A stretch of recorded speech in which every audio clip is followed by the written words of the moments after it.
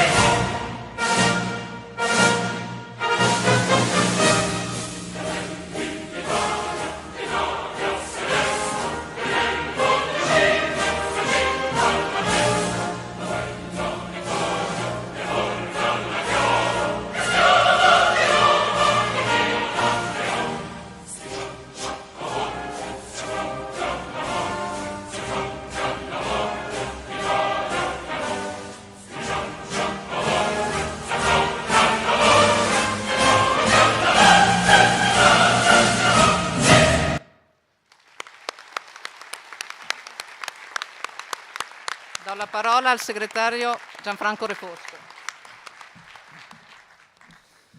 Benvenute e benvenuti al 13° congresso della CISL del Veneto. Il mio compito in questo momento è di proporvi una presidenza per la gestione del congresso e quindi alle delegate e ai delegati propongo come presidente del congresso Paolo Bizzotto e come vicepresidente Marie Pallaro. I favorevoli sono pregati di alzare le deleghe. Grazie. Controprova. Contrari? Astenuti? Approvato all'unanimità. Prego alla Presidenza di prendere le redini del congresso. Buon lavoro.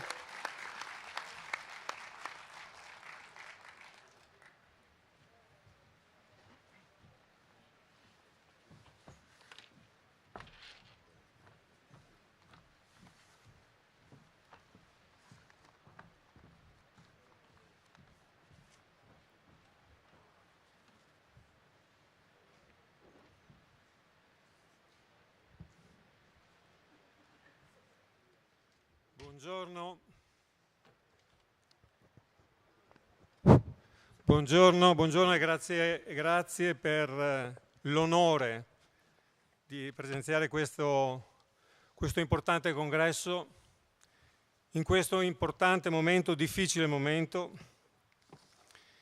dove oltre a ciò che è stato dettato dalla pandemia, i problemi dettati dalla pandemia, ora si aggiungono anche i problemi dettati dalla guerra.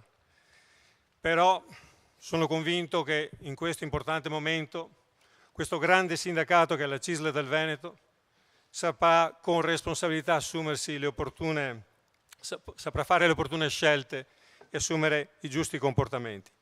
Ringrazio quindi ancora per la grande opportunità. Devo dare inizio con gli adempimenti per lo svolgimento del congresso. E quindi, in base ai sensi dell'articolo 4 del regolamento, per lo svolgimento del congresso, propongo l'elezione dell'ufficio di presidenza così composto: dal sottoscritto, da Marie Pallaro, vicepresidente, segretaria generale della Funzione Pubblica del Veneto, da Gianfranco Refosco, segretario generale uscente della CISL del Veneto, da Cinzia Bonan, segretaria uscente della CISL del Veneto, Valeria Cittadin, segretaria della CISL Veneto uscente, Paolo Pozzobon, segretario uscente della CISL del Veneto, Luigi Sbarra, segretario generale della CISL confederale, e Giulio Romani, segretario confederale. Metto in approvazione quindi l'ora l'ufficio di presidenza e prego i delegati di alzare la delega. Grazie. Contrari? Astenuti? Approvato. Ora metto in votazione l'ufficio di segreteria e verbalizzanti, formato da Daniela Bonaventura, Letizia Massai, Francesco De Marchi, Nicole Ferla e Elisa Ponzio. Pongo in votazione l'ufficio di segreteria. Chi è favorevole? Contrari? Astenuti? Grazie. Ora la proposta di eleggere 7 questori che faranno anche da scrutatori: Marco Penzo, Moro Marisa, Bonato Mauro, Baratto Gilberto, Camporese Riccardo, Luca Mori e Filippi Matteo. Metto in approvazione. Chi è favorevole? Contrari? Astenuti? Approvato.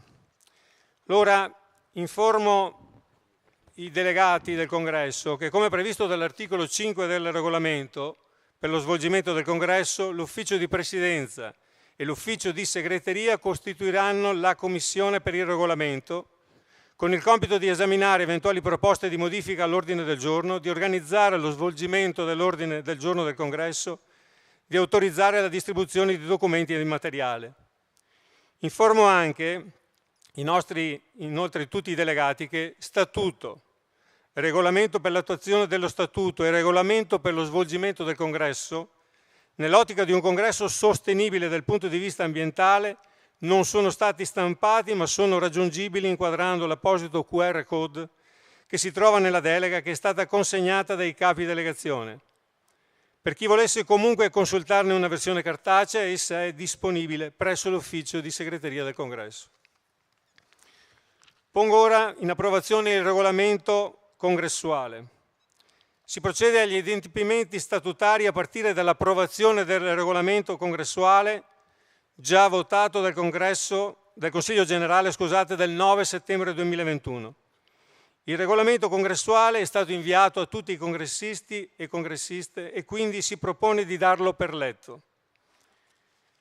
Passo ora alla proposta delle modifiche. La prima modifica è questa: trasferimento di delega ad altra struttura nel caso di struttura con un solo delegato. Si propone un'integrazione dell'articolo 3 che recita: i delegati impossibilitati a presenziare al congresso possono trasferire il proprio mandato ad altro delegato della stessa UST o della stessa federazione regionale di categoria eletto nella medesima istanza congressuale, su convalida della Commissione verifica poteri. Nessun delegato può accumulare più di 2 deleghe comprese la propria. Avendo noi 5 categorie che hanno un solo delegato, nel caso in cui lo stesso fosse impossibilitato a partecipare, non potrebbe trasferire la propria delega. Pertanto si propone che queste categorie, e solo queste, cioè la FLAEI, la CIS Medici, la FNS, la CISL Università e la FIR, possano trasferire la delega ad un'altra categoria. Pertanto, al fine dell'articolo 3 si aggiunge: nel caso in cui una categoria partecipi al congresso con un solo delegato, il trasferimento di delega può avvenire ad un delegato di un'altra categoria. Metto in approvazione questa modifica. I congressisti favorevoli possono alzare la delega. I favorevoli? Contrari? Astenuti? Approvato. Il secondo punto è il trasferimento di delega o accettazione della candidatura in via telematica.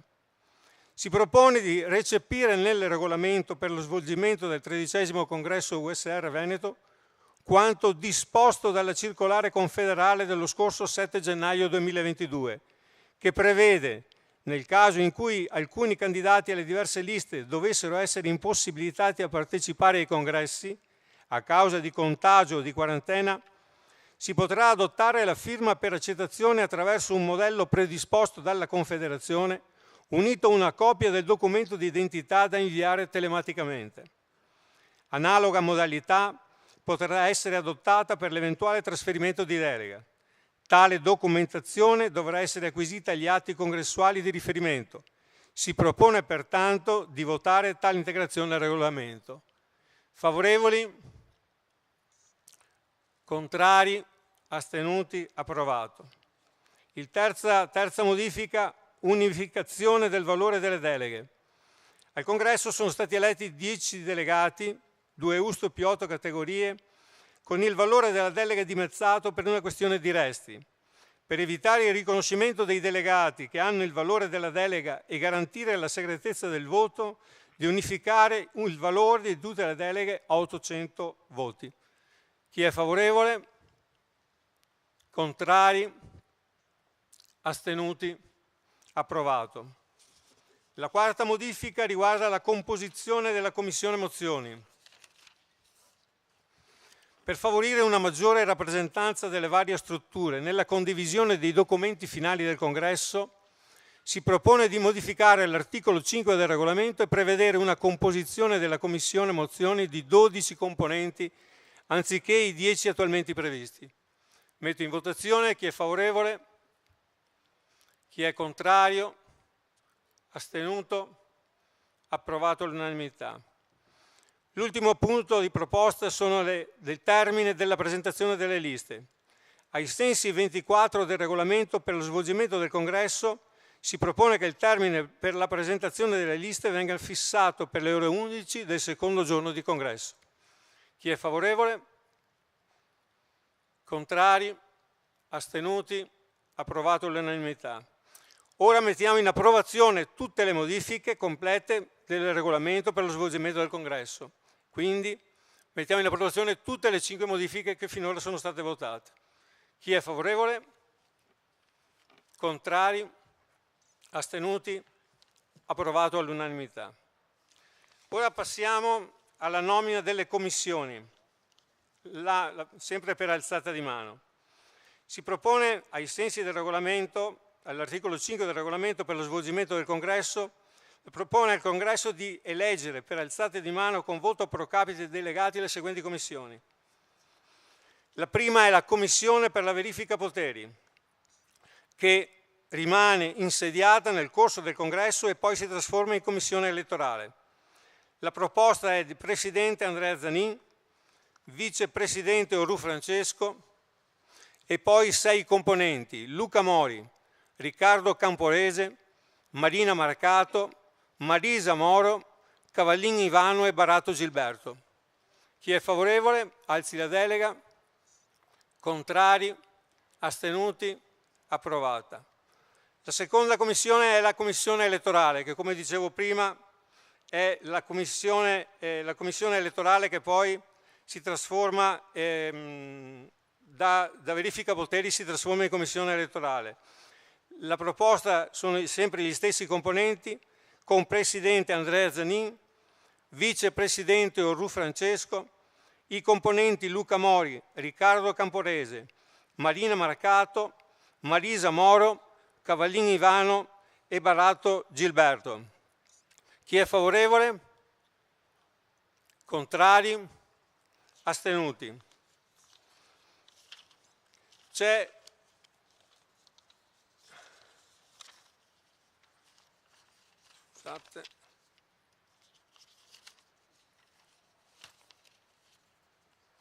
la commissione statuto.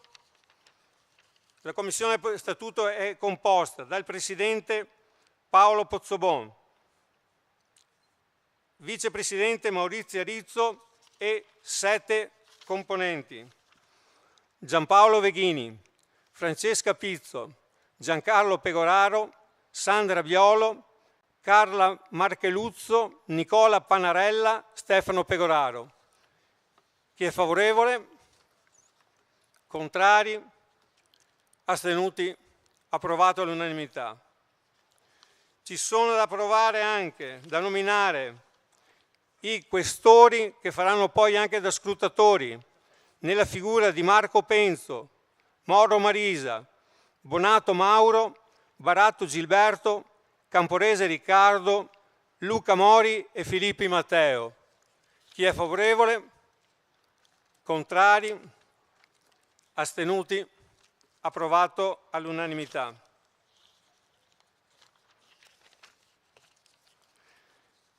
Da approvare la Commissione Mozioni.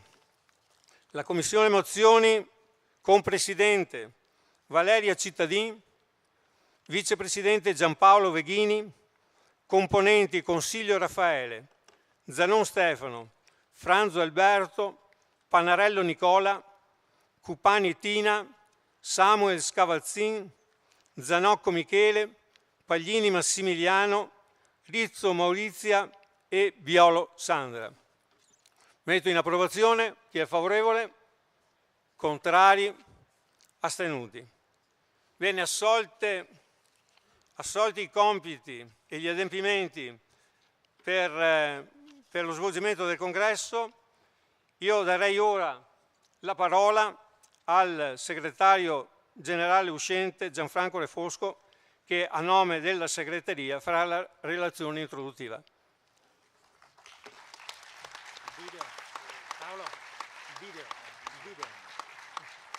Prima dell'intervento di Gianfranco c'è un video.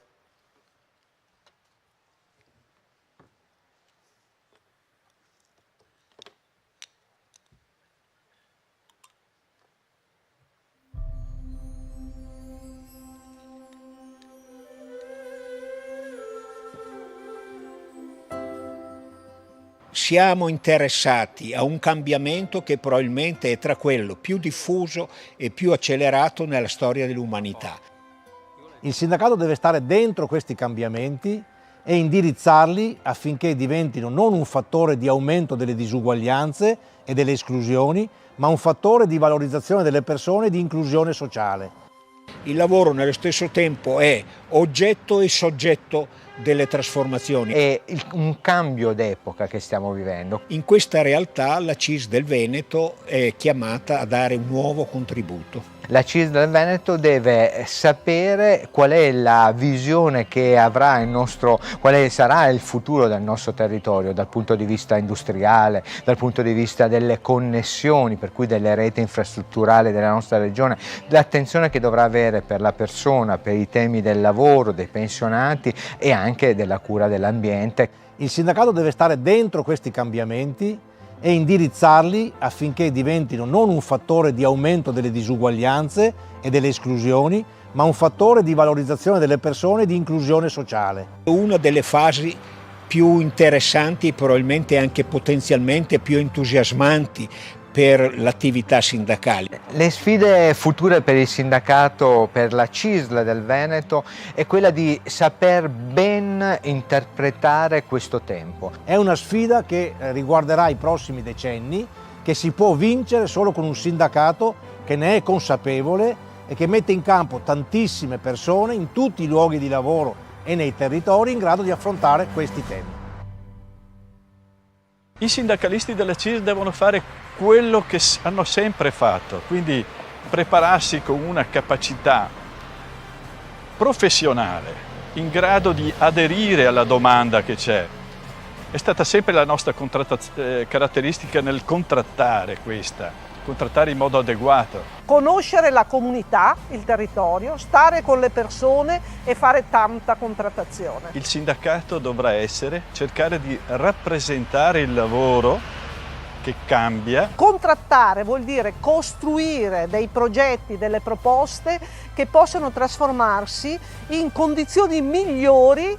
E fare il sindacalista vuol dire studiare, conoscere, impegnare, avere passione, avere idealità. Non stancandosi mai di imparare a capire cos'è il cambiamento e come lo si affronta in chiave di inclusione e in chiave di mantenimento di una prospettiva di ruolo sociale. È un lavoro che sicuramente può dare un senso profondo alla vita. Con la CISL del futuro avrà queste facce, quelle di chi farà sindacato e farà CISL da qui in avanti.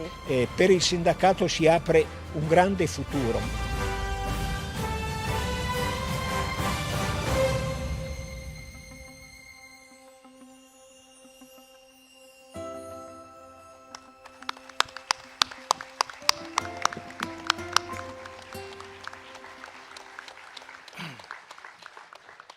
Care delegate, cari delegati, care amiche e cari amici della CISL, gentili ospiti, abbiamo voluto iniziare questa relazione congressuale con un contributo video degli ex segretari generali della CISL del Veneto, perché è fondamentale che il gruppo dirigente sia in grado di affrontare le sfide dell'oggi e del domani con lo stesso spirito innovativo, responsabile, sussidiario e pragmatico di ieri e dell'altro ieri.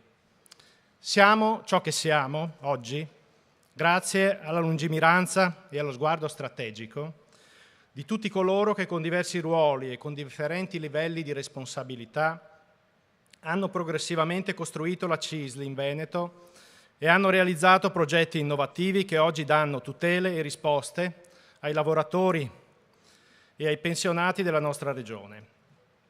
Vogliamo impegnarci insieme per essere all'altezza della nostra storia. E per questo motivo vorrei iniziare ricordando tutti i sindacalisti e le sindacaliste che nel corso di questi ultimi anni, che ci separano dal congresso precedente, ci hanno lasciato. Non vorrei dimenticare nessuno. Pertanto cito solamente coloro che hanno rivestito ruoli importanti nella segreteria regionale della CISL e ricordo Bruno Oboe, che è stato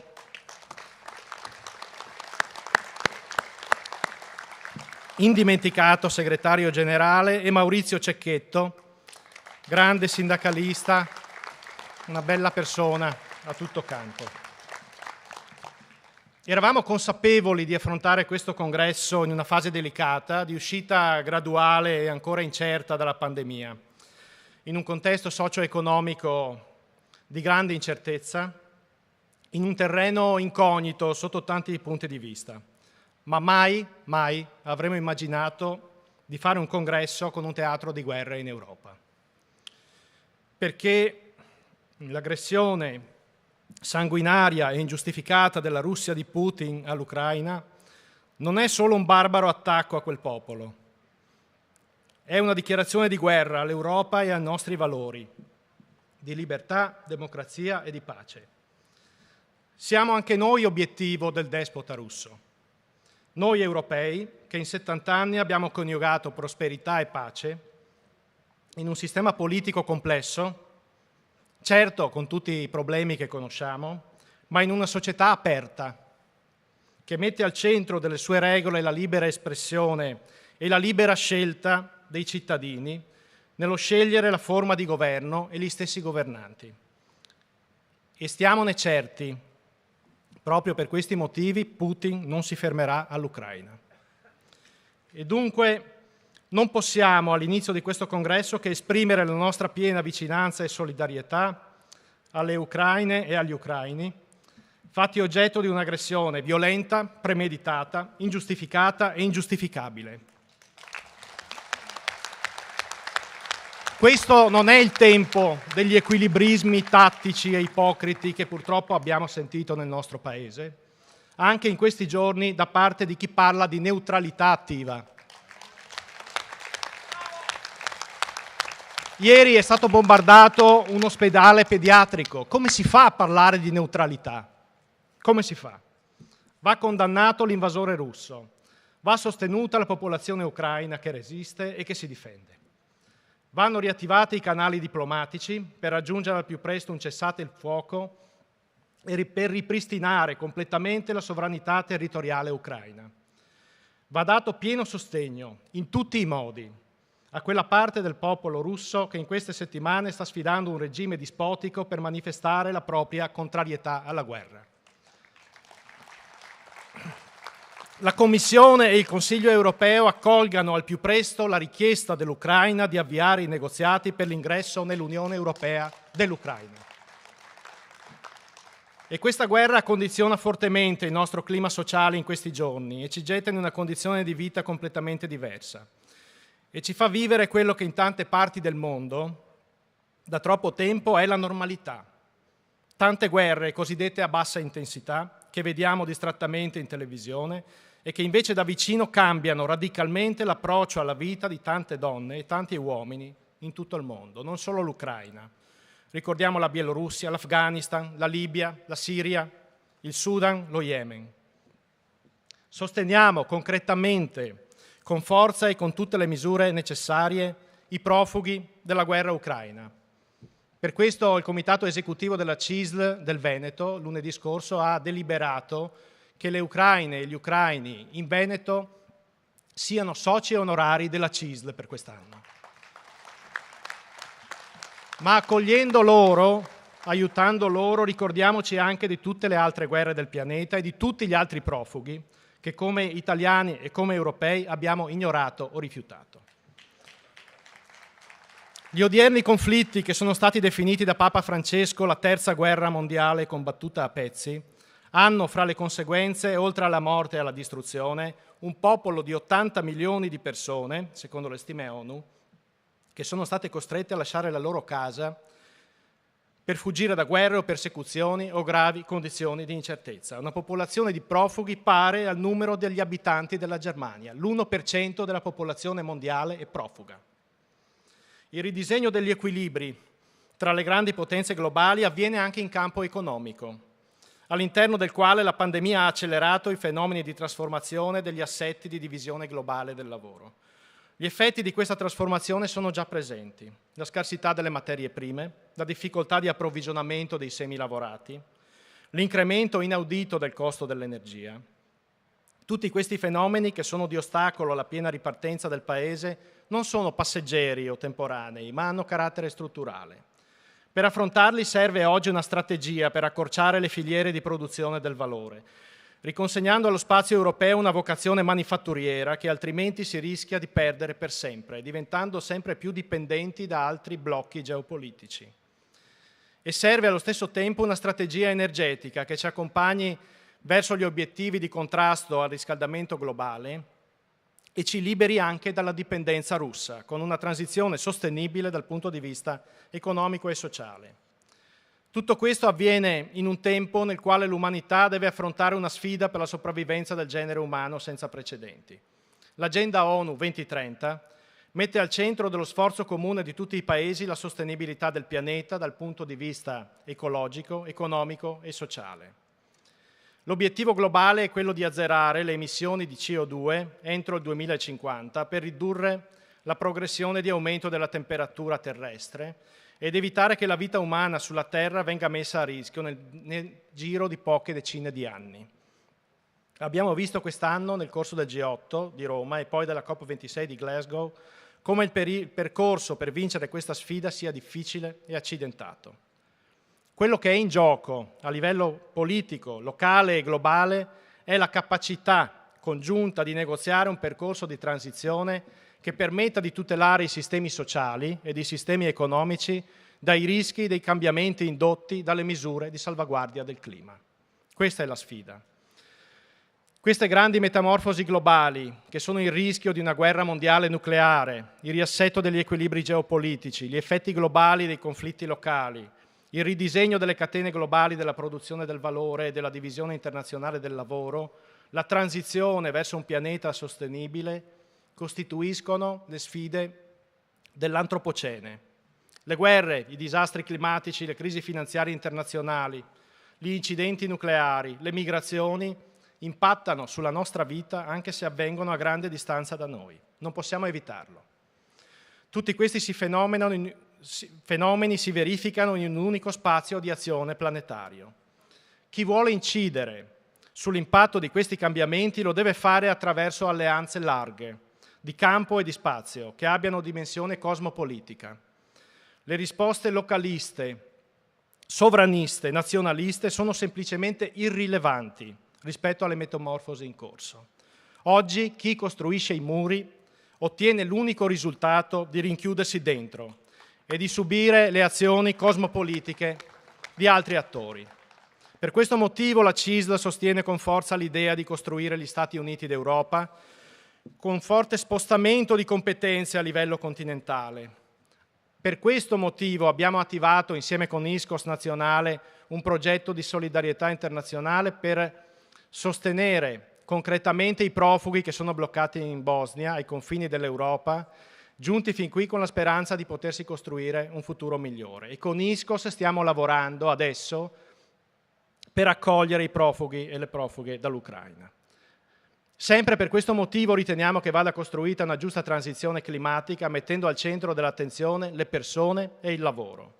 E riteniamo che vada costruita una strategia industriale ed energetica europea, a partire dall'azione sussidiaria che si può mettere in campo sin dal livello regionale, per governare i cambiamenti nelle catene globali di produzione del valore, realizzando dal basso delle politiche industriali innovative sui settori strategici.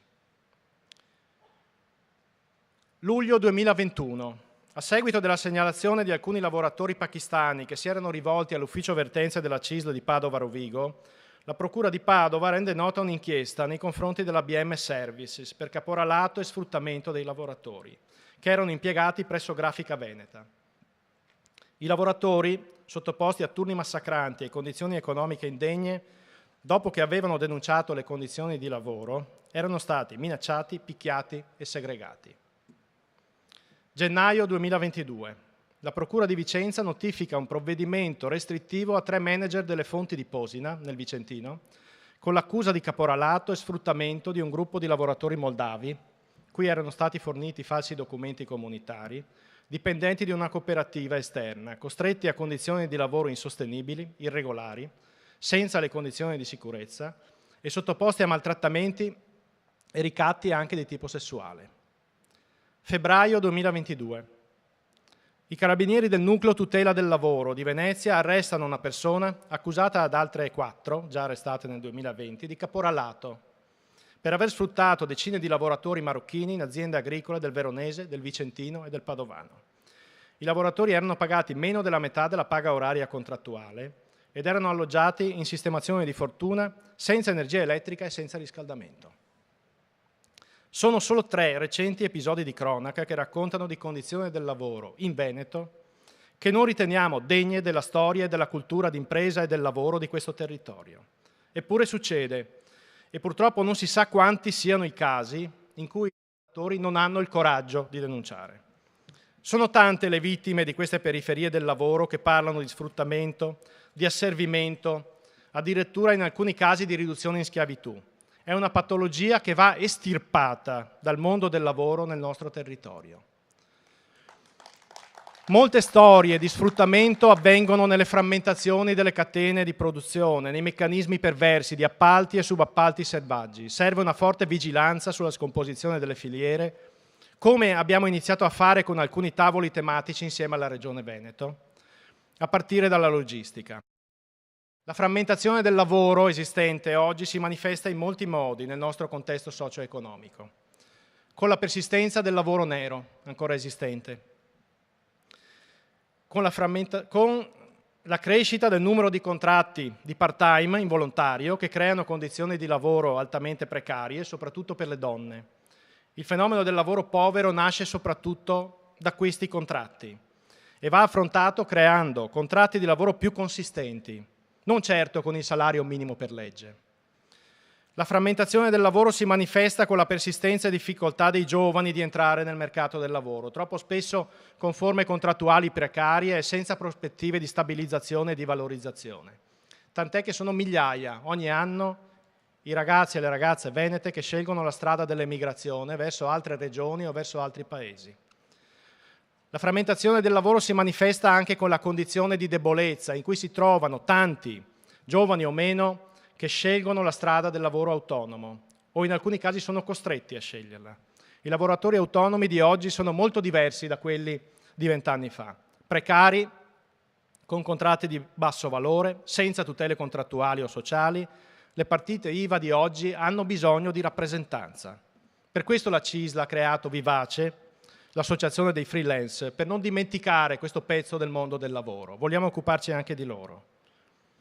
La frammentazione del lavoro si manifesta con i nuovi fenomeni della gig economy, i riders, i drivers della logistica, il cui lavoro è gestito e regolamentato da un algoritmo.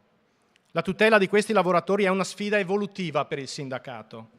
La strada è quella di riuscire a contrattare i contenuti degli algoritmi e di percorrere nuove strade, come ha già fatto la CIS di Verona, per esempio, che insieme a Confcooperative ha affrontato la questione in quella città aiutando i riders a costituirsi in cooperativa per renderli autonomi e responsabili del loro lavoro.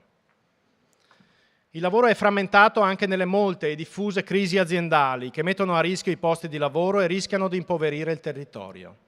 Il grande lavoro fatto insieme all'unità di crisi regionale ci permette di essere attrezzati per gestire le crisi, assieme alla Regione, ai sindaci, molto spesso, ai presidenti delle province, qualche volta anche con qualche associazione datoriale, ma è necessario pensare a creare anche processi di reindustrializzazione e di rilancio, soprattutto per il nostro sistema produttivo, trasformando Veneto Sviluppo in una vera e propria agenzia per lo sviluppo economico e occupazionale. Una delle altre principali divisioni che attraversano il mondo del lavoro di oggi è quella che distingue chi lavora da invece chi il lavoro non lo trova o decide addirittura di non cercarlo più. Il tasso di occupazione del Veneto a fine 2020 era del 65%, che vuol dire che più di una persona su 3 in età lavorativa non sta lavorando. In un momento in cui la domanda di lavoro da parte di imprese manifatturiere, del terziario, dell'agricoltura e delle pubbliche amministrazioni dei vari comparti, dalla scuola alla sanità, agli enti locali, è elevata e parzialmente insoddisfatta. I lavori devono essere resi più attrattivi per coloro che trovano più conveniente non cercare un lavoro o cercarlo altrove. E poi c'è molto da fare per far crescere il livello di competenze di chi è in cerca di lavoro, per fare in modo che la loro professionalità risponda ai fabbisogni di imprese e pubbliche amministrazioni.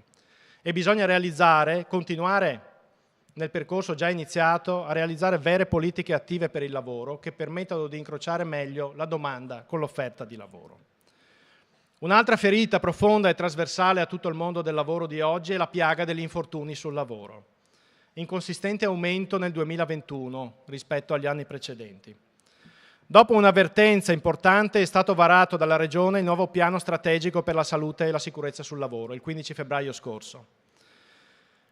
È un segnale importante cui bisogna ora subito dare seguito con azioni concrete, con gli investimenti previsti. Guardate, durante la pandemia abbiamo dimostrato una grande capacità, insieme, sindacato, regione, associazioni datoriali, di gestire nelle imprese il rischio di infezione da Covid, con meccanismi di partecipazione attiva e responsabile da parte dei lavoratori dentro alle aziende, con i comitati Covid e con il supporto attivo degli SPISAL che hanno svolto un'importante attività di vigilanza e accompagnamento alla messa in sicurezza. Va rilanciato lo stesso modello per la prevenzione degli infortuni. Trasformiamo, lo diciamo alle associazioni datoriali, trasformiamo i comitati paritetici Covid in comitati per la salute e la sicurezza per le imprese e rafforziamo la sinergia con gli SPISAL. La messa in sicurezza del lavoro è un obiettivo alla nostra portata. Non dimentichiamo neanche che in molti casi il luogo di lavoro diventa anche luogo di violenze e molestie nei confronti delle donne. Molte sono le iniziative, gli accordi, i protocolli che hanno contribuito a mettere al centro dell'attenzione questa tematica. Però il problema non è ancora risolto. Questa piaga deve essere estirpata con una forte azione formativa, preventiva e anche repressiva. Questa frammentazione e questa polarizzazione del mondo del lavoro nelle varie dimensioni accennate condanna una parte di lavoratori e di lavoratrici a un lavoro fatto di precarietà, incertezza, bassi salari, deboli protezioni e rischia di determinare un futuro da anziani poveri, con pensioni risibili e senza gli strumenti sufficienti di tutela per l'ultima parte della vita, quella più fragile. Anche il sistema di welfare, pertanto, deve essere adeguato e rafforzato per rispondere a questa già prevista acutizzazione dei bisogni. Perché il lavoro frammentato conduce a un'assistenza fragile e frammentata, anche fuori dai luoghi di lavoro, determina una società frammentata.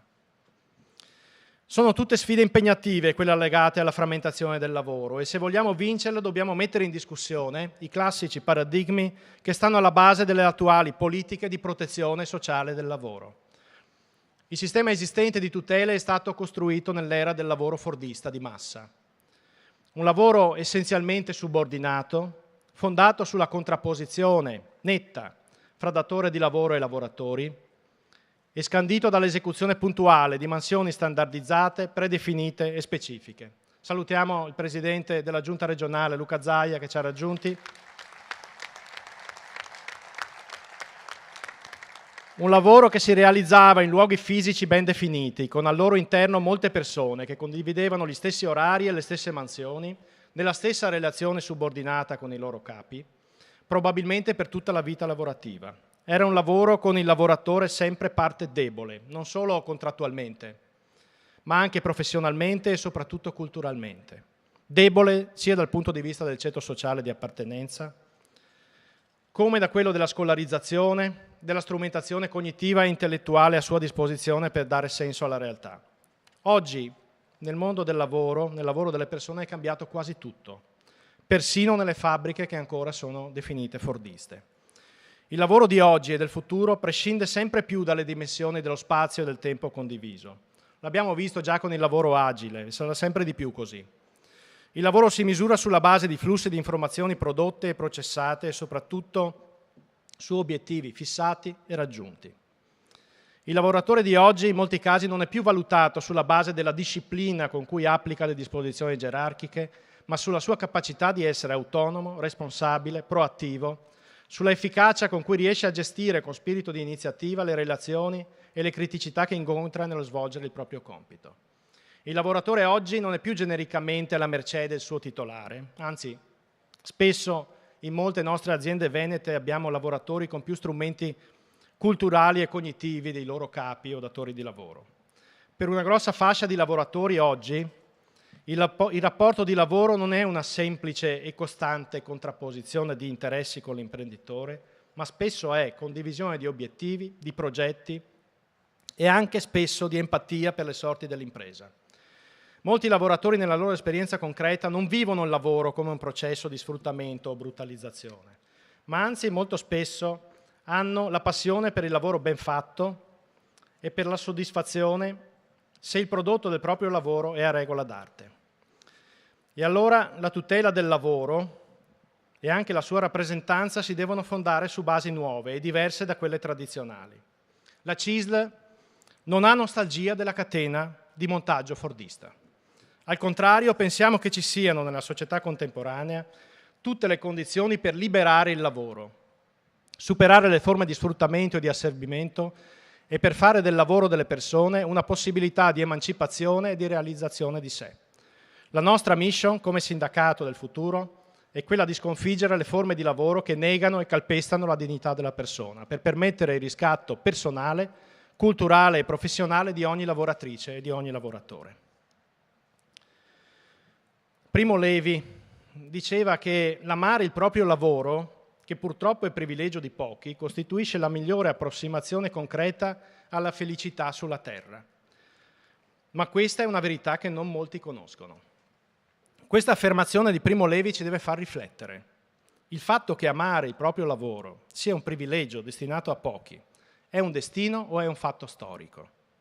E dal punto di vista di un sindacato che vuole rimettere al centro della propria azione un nuovo umanesimo del lavoro, è giusto? La concezione oggi culturalmente egemone considera il lavoro come un atto di prevaricazione, sfruttamento, negazione della dignità. Da questa analisi nascono e prosperano, hanno prosperato anche in Italia, progetti politici che mirano a liberare le persone dal lavoro. Se il lavoro è il male, allora è meglio costruire una società dove il lavoro va evitato, costruendo altri strumenti di sopravvivenza. Questo approccio porta alla cultura dell'assistenzialismo e della svalorizzazione del lavoro, che siccome considera il lavoro non degno, allora ritiene poco importante anche la protezione del lavoro e la tutela delle persone. Allo stesso modo, questa concezione del lavoro porta all'estremismo liberista che considera il lavoro solo un fattore della produzione da utilizzare per la massimizzazione dei profitti. Noi diciamo no a entrambe queste concezioni. Noi non vogliamo liberare le persone dal lavoro, vogliamo liberarle nel lavoro. Riteniamo che il lavoro sia un elemento costitutivo della persona e della stessa società. Come diceva Francesco Novara, grande responsabile del personale della Olivetti, dove non c'è il lavoro non c'è più la società. Il lavoro, attività relazionale per eccellenza, è un dato originario, costitutivo della persona e rappresenta la capacità del genere umano di agire un intervento trasformativo sulla natura. La fatica, il sacrificio, l'impegno sono insiti nell'attività lavorativa come elementi costitutivi e necessari alla continua ricerca di senso e significato che il genere umano mette in atto quotidianamente. Il lavoro deve fondarsi sul senso dell'opera che viene realizzata, il lavoro ben fatto, come diceva Primo Levi, e sul giusto riconoscimento sociale, etico ed economico di chi lo compie. Proponiamo che questa etica del lavoro, oggi minoritaria e inascoltata, vada messa al centro del progetto di ripartenza del Paese e di questo territorio. Essa si fonda sul concetto di partecipazione attiva dei lavoratori all'organizzazione del lavoro e alla gestione dell'impresa, di cura delle relazioni all'interno dei luoghi di lavoro, di benessere organizzativo, di crescita professionale e culturale delle persone nel lavoro, per il miglioramento e lo sviluppo del singolo e di tutta l'organizzazione lavorativa. E dunque, armati di un'antropologia aggiornata e di un'etica rinnovata, ricomponiamo il lavoro, è il titolo del nostro congresso. Ricomponiamo il lavoro, frammentato, polarizzato, svalorizzato, per metterlo al centro della ripartenza e ricomporre così anche la nostra comunità sociale, così sofferente ed esausta dopo 2 anni di pandemia e in uno scenario di guerra e dopo più di 20 anni di smarrimento politico. Ricomponiamolo, prima persona plurale, perché è un atto collettivo e perché vogliamo essere protagonisti di questa ricomposizione, con il giusto approccio culturale. Noi rifiutiamo la cultura della lamentela, l'atteggiamento piagnucoloso così diffuso nel nostro Paese. Conosciamo bene, molto da vicino, i tanti problemi che affliggono la nostra società e il nostro mondo del lavoro, che interessano lavoratori e pensionati. Ma non ci accontentiamo dell'autocommiserazione o della semplice denuncia. Noi siamo impegnati a produrre cambiamento sociale, non a fare testimonianza. La CISL ha scelto la strada del sindacalismo riformista, pragmatico, propositivo, che con tutti gli interlocutori cerca i punti di contatto e non di contrasto, e preferisce la strada faticosa della contrattazione e della ricerca della mediazione realistica alla deriva del populismo culturale, politico e sindacale. Ricomporre il lavoro vuol dire ricostruire legami e relazioni fra lavoratori, all'interno dei luoghi di lavoro dove l'individualismo molto spesso divide le persone, e fra i cittadini nella società, dove le diseguaglianze crescono. Cresce il rischio di solitudine e la solidarietà non è più un atto scontato. Ricomporre il lavoro vuol dire prendersi cura, con gli strumenti della contrattazione e della tutela sindacale, dei lavoratori più deboli, di coloro che pur cercando un lavoro o pur lavorando sono spinti ai margini della società. Queste periferie del lavoro sono il nostro terreno di investimento più importante, per ricomporre uno spirito di comunità fortemente messo in crisi dalla modernizzazione individualista. Le principali leve per la ricomposizione del lavoro per la CISL sono tre: l'istruzione, la partecipazione attiva dei lavoratori e dei pensionati e la rigenerazione del sistema di welfare. Il centro studi di European House Ambrosetti, in una ricerca del 2020 sui problemi strutturali del Paese, ha messo al primo posto dei paesi del nostro Paese la questione dell'analfabetismo funzionale degli adulti. L'Italia è al quarto posto al mondo per analfabetismo funzionale degli adulti. Molte persone hanno difficoltà anche nella elementare lettura e corretta comprensione di un testo scritto. Questo fenomeno è ostacolo alla modernizzazione del Paese e anche del Veneto. Il sistema scolastico, dopo un disinvestimento durato più di un decennio, ha bisogno davvero di essere rilanciato per rafforzare la nostra scuola e la sua capacità di formare cittadini consapevoli e responsabili. Ma abbiamo davvero bisogno di pensare e realizzare anche un programma di educazione e istruzione rivolto agli adulti. Sono tantissimi ancora oggi in Veneto gli adulti con un livello di istruzione che si è fermato alla terza media. Nel mondo del lavoro tantissimi. Sono molti anche i lavoratori diplomati che sarebbe opportuno accompagnare verso percorsi formativi universitari o di diplomi di ITS, anche da adulti. Per questo e per far crescere il livello educativo e di istruzione nel Paese è il momento di lanciare un piano per il rilancio dell'educazione degli adulti, come avvenne negli anni 70 e 80 con le 150 ore, quando il sindacato fu protagonista insieme alle istituzioni. Questo sarebbe il più grande investimento in capitale umano che il Paese potrebbe fare per realizzare davvero una nuova fase di sviluppo. E per quello che riguarda il lavoro, anche il tema della formazione permanente e continua dovrà passare dalla teoria alla prassi. Oggi meno del 10% delle lavoratrici e dei lavoratori viene coinvolto ogni anno in attività di formazione e aggiornamento professionale. Ma noi sappiamo, ne siamo convinti, che la vera tutela del lavoro sia costituita dalle competenze possedute dalle lavoratrici e dai lavoratori. Nel posto di lavoro e nel mercato del lavoro, la protezione della persona non è e non potrà mai essere garantita dal ripristino dell'articolo 18, come qualcuno vuole. Sono l'adeguamento continuo e la crescita delle competenze, le vere e reali tutele, cui ogni lavoratrice e ogni lavoratore devono avere diritto. La formazione continua deve diventare un diritto esigibile da parte di tutte le persone che lavorano. E la qualificazione e riqualificazione delle competenze, oltre che un diritto, devono diventare anche un dovere civico, soprattutto per chi usufruisce di ammortizzatori sociali. Solo così daremo qualità al lavoro e rafforzeremo le persone nel mercato del lavoro. Partecipazione. Questo è il tempo per un nuovo patto fra capitale e lavoro. Non se ne esce da soli o in contrapposizione. La partecipazione dei lavoratori alle scelte delle imprese passa da un rilancio della contrattazione, soprattutto a livello aziendale e territoriale. Per la CISL serve recuperare l'ambiziosa visione di Ladispoli, quando nel 1952, in pieno piano Marshall, il nostro sindacato lanciò una campagna per la contrattazione aziendale, azienda per azienda, che permise in quegli anni pur con la contrarietà di Confindustria e della CGIL, di far crescere produttività, retribuzioni e occupazione. Oggi serve raggiungere un nuovo equilibrio fra remunerazione del capitale e remunerazione del lavoro.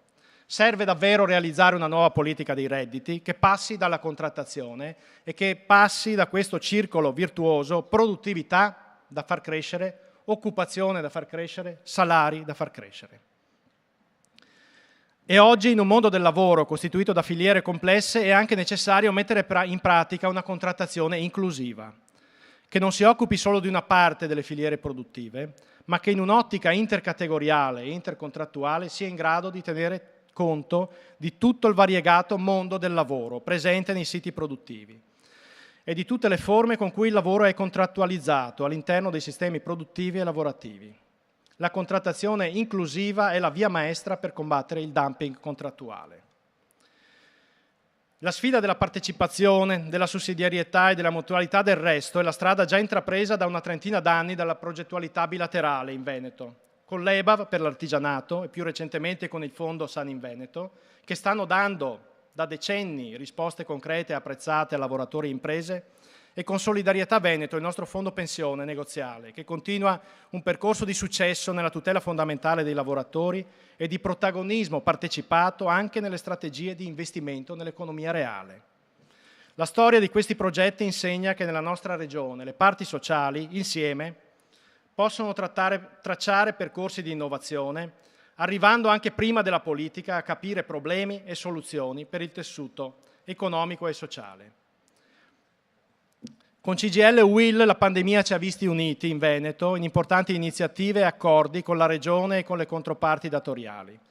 Abbiamo scelto insieme in tutto questo tempo di gestire con grande responsabilità, pragmatismo e realismo, anche con le necessarie azioni condivise di mobilitazione, le principali questioni sindacali. Penso alla sicurezza sul lavoro o all'avvertenza sulle IPAB, alla gestione degli ammortizzatori sociali nella crisi, le tante crisi aziendali. Per questo motivo consideriamo grave la rottura che CGIL e UIL hanno provocato a dicembre con la proclamazione di uno sciopero generale giustificabile solo come rincorsa a cavalcare il malessere delle persone per inseguire un consenso di breve respiro e di corto termine. Si è sancita una frattura che rischia di certificare l'esistenza di due distinti e molto diversi modelli sindacali nel Paese. E questa frattura, mi dispiace dirlo, si sta ampliando in questi giorni con l'incomprensibile scelta neutralista di CGIL e UIL nei confronti dell'aggressione russa in Ucraina. Il rilancio indispensabile per noi di un percorso unitario ha bisogno di un vero chiarimento politico sul modello di sindacato di cui c'è bisogno nel Paese e non solo a livello regionale, Gigi. Rigenerare il sistema di welfare. La pandemia ci ha insegnato quanto è importante il ruolo del sistema sanitario pubblico e accessibile a tutti. Ma soprattutto dopo 15 anni di tagli alla sanità, con la pandemia abbiamo capito che il sistema sanitario ha retto con grandi difficoltà quasi esclusivamente grazie al sacrificio e allo spirito di servizio del personale sanitario, a cui va tutta la nostra gratitudine. Ora dobbiamo evitare gli errori del passato e avviare una nuova fase di investimenti in questa importante infrastruttura sociale. Allo stesso modo va avviata una fase di rigenerazione dei sistemi di welfare territoriale, soprattutto nel sostegno alle persone più fragili, come disabili e altri soggetti svantaggiati, non autosufficienti. Per essere efficaci dobbiamo valorizzare in una sinergia pubblico e privato sociale il grande capitale di sussidiarietà del nostro territorio. La società civile veneta è vivace e avrà un ruolo fondamentale nel determinare il destino della nostra regione in questa fase di ripartenza. Il riconoscimento di Padova, capitale europea del volontariato nel 2020, il fermento associativo che non si è fermato neanche durante la pandemia, il ruolo sempre più importante che dovrà avere il forum nel terzo settore, non solo come associazione di erogatori di servizi, ma sempre più come luogo di elaborazione di politiche. L'importante iniziativa dell'Alleanza contro le povertà nella nostra regione sono tutte testimonianze della voglia della comunità veneta di partecipare e di assumersi la responsabilità del futuro. Sta alla politica locale e regionale valorizzare questa voglia di protagonismo. Voglia di protagonismo che passa anche dall'importante esperienza della contrattazione sociale nel territorio veneto, perché in molti enti e in molte realtà locali le confederazioni sindacali, unitariamente e con il contributo determinante delle federazioni dei pensionati, sono ogni giorno interlocutori importanti per individuare le priorità dei cittadini e per orientare le politiche sociali. Questo patrimonio di relazioni sarà ancora più importante in questa fase, con le importanti risorse del programma Next Generation EU. Per avere successo saranno determinanti il coinvolgimento e la partecipazione attiva delle rappresentanze sociali e delle autonomie locali in una discussione che parta dalla visione di società che vogliamo realizzare. Alla Regione Veneto chiediamo di valorizzare il grande capitale sociale del territorio, su tutti gli aspetti strategici della ripartenza. L'esperienza del passato, antica e recente, dimostra che dove si è messo in campo l'impegno della condivisione e del confronto, il risultato è stato positivo per tutti. Passiamo alla fase delle proposte che io sintetizzo, la trovate nella relazione in maniera molto più articolata. Per affrontare la ripartenza del Paese, il nostro segretario generale Luigi Sbarra ha più volte affermato, da 1 anno e mezzo a questa parte, che è necessario stipulare un forte patto sociale fra soggetti politici, sociali ed economici, per cambiare il Paese e per dare vita a una nuova fase di sviluppo e di equità. Allo stesso modo noi riteniamo che anche a livello regionale sia necessario realizzare un patto per ricomporre il lavoro e per determinare uno scenario futuro positivo per la nostra regione, a partire da 4 grandi temi di cui io dico i titoli. Primo, il lavoro dei giovani, che va promosso e valorizzato, incentivando tutte le forme di apprendistato in sinergia con le imprese e con gli enti di formazione, che in Veneto sono un'eccellenza a livello nazionale. Vogliamo che l'apprendistato duale per la qualifica, per il diploma o per la laurea, insieme a quello professionalizzante, diventino la forma normale di accesso al lavoro per i giovani. 2. Il lavoro delle donne. Poco più di una donna su 2 in età lavorativa in Veneto lavora, e questo è un problema. Di quelle che lavorano, 2 su 5 sono a part-time, molto spesso non per scelta della donna, ma per imposizione contrattuale. Vogliamo stabilire un patto per incentivare, promuovere e difendere il lavoro delle donne, tramite il miglioramento dei servizi di cura, vere politiche che sostengano la contrattazione della conciliazione tra vita lavorativa e vita privata e tanta formazione mirata per far crescere le competenze e le opportunità professionali delle donne. Terzo, una nuova politica per l'immigrazione. La recessione demografica che stiamo vivendo ci dice che il numero di giovani in futuro non sarà sufficiente, neanche numericamente, a rispondere alle esigenze professionali di imprese e pubbliche amministrazioni. Va riaperta una vera discussione sulla programmazione dell'immigrazione, superando le logiche emergenziali e aprendo canali umanitari abbinati a percorsi formativi che favoriscano l'inclusione sociale, culturale e lavorativa. Regione, imprese, terzo settore e sindacato scrivano insieme un piano per l'immigrazione intelligente in Veneto. Quarto, va riformato il sistema di cura degli anziani e dei non autosufficienti, approvando finalmente una legge di riforma delle IPAB che aspettiamo ormai da troppi anni, ultima regione in Italia a non averla fatta, ridisegnando il sistema di cura e rendendolo più integrato fra cure domiciliari, assistenti familiari, RSA, progetti di co-housing e condividendo un sistema di finanziamento che non può essere scaricato interamente sulle spalle delle famiglie. Riteniamo importante rilanciare la sussidiarietà territoriale e contrattuale, come abbiamo fatto nei mesi scorsi con il Fondo Sani in Veneto, dove abbiamo istituito un'assicurazione per la non autosufficienza per gli iscritti, e siamo disponibili ad un confronto per un incremento progressivo dell'IRPEF regionale mirato per destinare gli introiti al finanziamento del sistema della non autosufficienza. Questa è la nostra analisi e queste sono le nostre proposte. Arriviamo all'appuntamento di oggi forti di un percorso congressuale ricco di incontri e confronti con decine di migliaia di nostri iscritti e di nostre iscritte, nei congressi di base, di territorio, di categoria, che hanno raffigurato una CISL veneta, viva, vivace, con tanta voglia di essere protagonista di un futuro incerto, con la volontà di costruire fiducia all'interno delle nostre comunità lavorative e sociali, in un contesto che invece spesso vede divisioni, paure, rabbia, rancore. Come ha affermato con molta efficacia Tina Anselmi, per cambiare il mondo bisogna esserci. Ringraziamo Luigi Sbarra, segretario generale, per aver scelto questa citazione come titolo del congresso nazionale confederale della CISL del prossimo maggio. La CISL che Luigi Sbarra sta guidando è un'organizzazione orgogliosa della propria storia di sindacato innovatore e riformista, ambiziosa di poter giocare lo stesso ruolo anche ora per il futuro del Paese. C'è un grande bisogno di sindacato oggi e la nostra CISL è un grande sindacato in cambiamento che rifiuta logiche conservatrici, ideologiche o di subalternità alla politica. Per questo la CISL del Veneto si riconosce in questo grande progetto nazionale e vuole dare un forte contributo per vincere la sfida della rappresentanza e continuare a migliorare, passo dopo passo, le condizioni dei lavoratori e dei pensionati italiani. La CISL del Veneto in questo mandato congressuale si è rafforzata e ha dimostrato di saper dare risposte a tutti i livelli, anche in mezzo alla tempesta della pandemia. Ricordo qui il grande lavoro che insieme a categorie e territori abbiamo fatto durante la pandemia, appunto, occupandoci, oltre che della quotidianità e dell'emergenza, anche di investire in un progetto congiunto di pianificazione strategica per il sindacato, che ci porta oggi a muoversi dentro un piano prospettico con obiettivi e azioni evidenti e condivise per i prossimi 4 anni.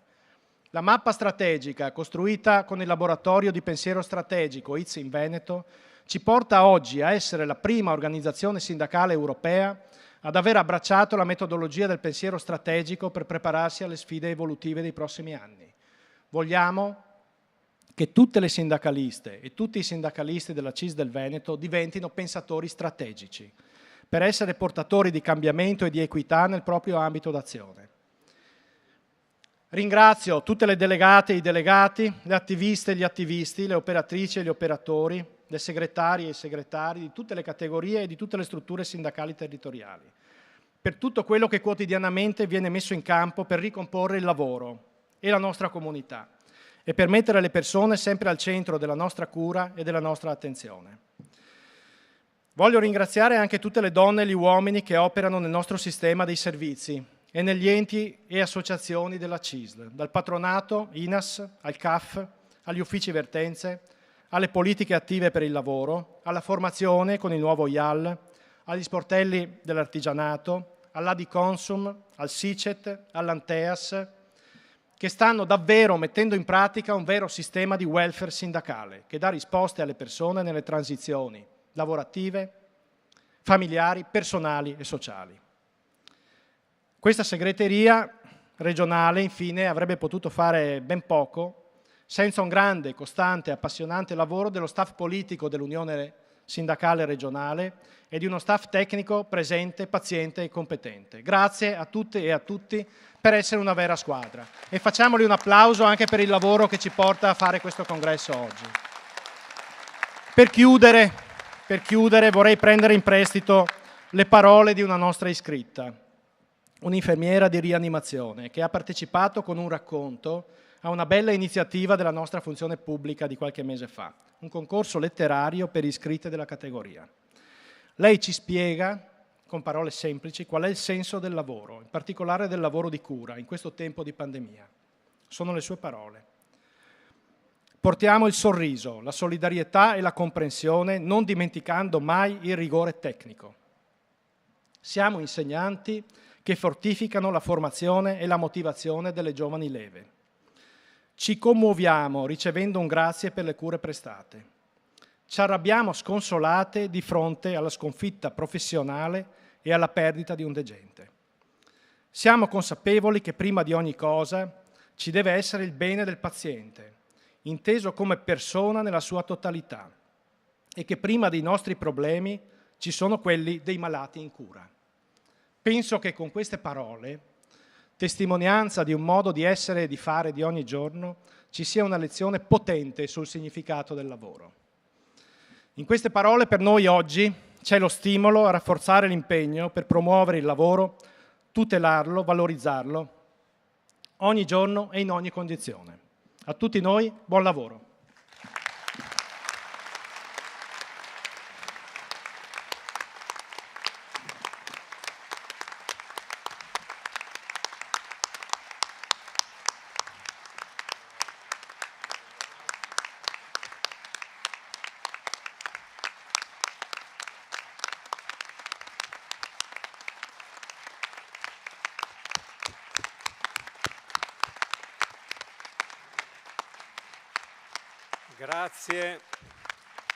Grazie a Gianfranco per la sua relazione. Rinnovo i saluti e il ringraziamento ai numerosissimi ospiti oggi presenti. Ricordo che la mattinata sarà dedicata agli interventi programmati degli ospiti e per motivi di tempo e anche di impellenti necessità dal punto di vista istituzionale, tutti gli ospiti saranno presentati dopo alcuni interventi programmati e nel corso della mattinata. Però per motivi istituzionali e per tempi anche, per necessità di tempi, diamo subito la parola al Presidente della Regione Veneto, Luca Zaia.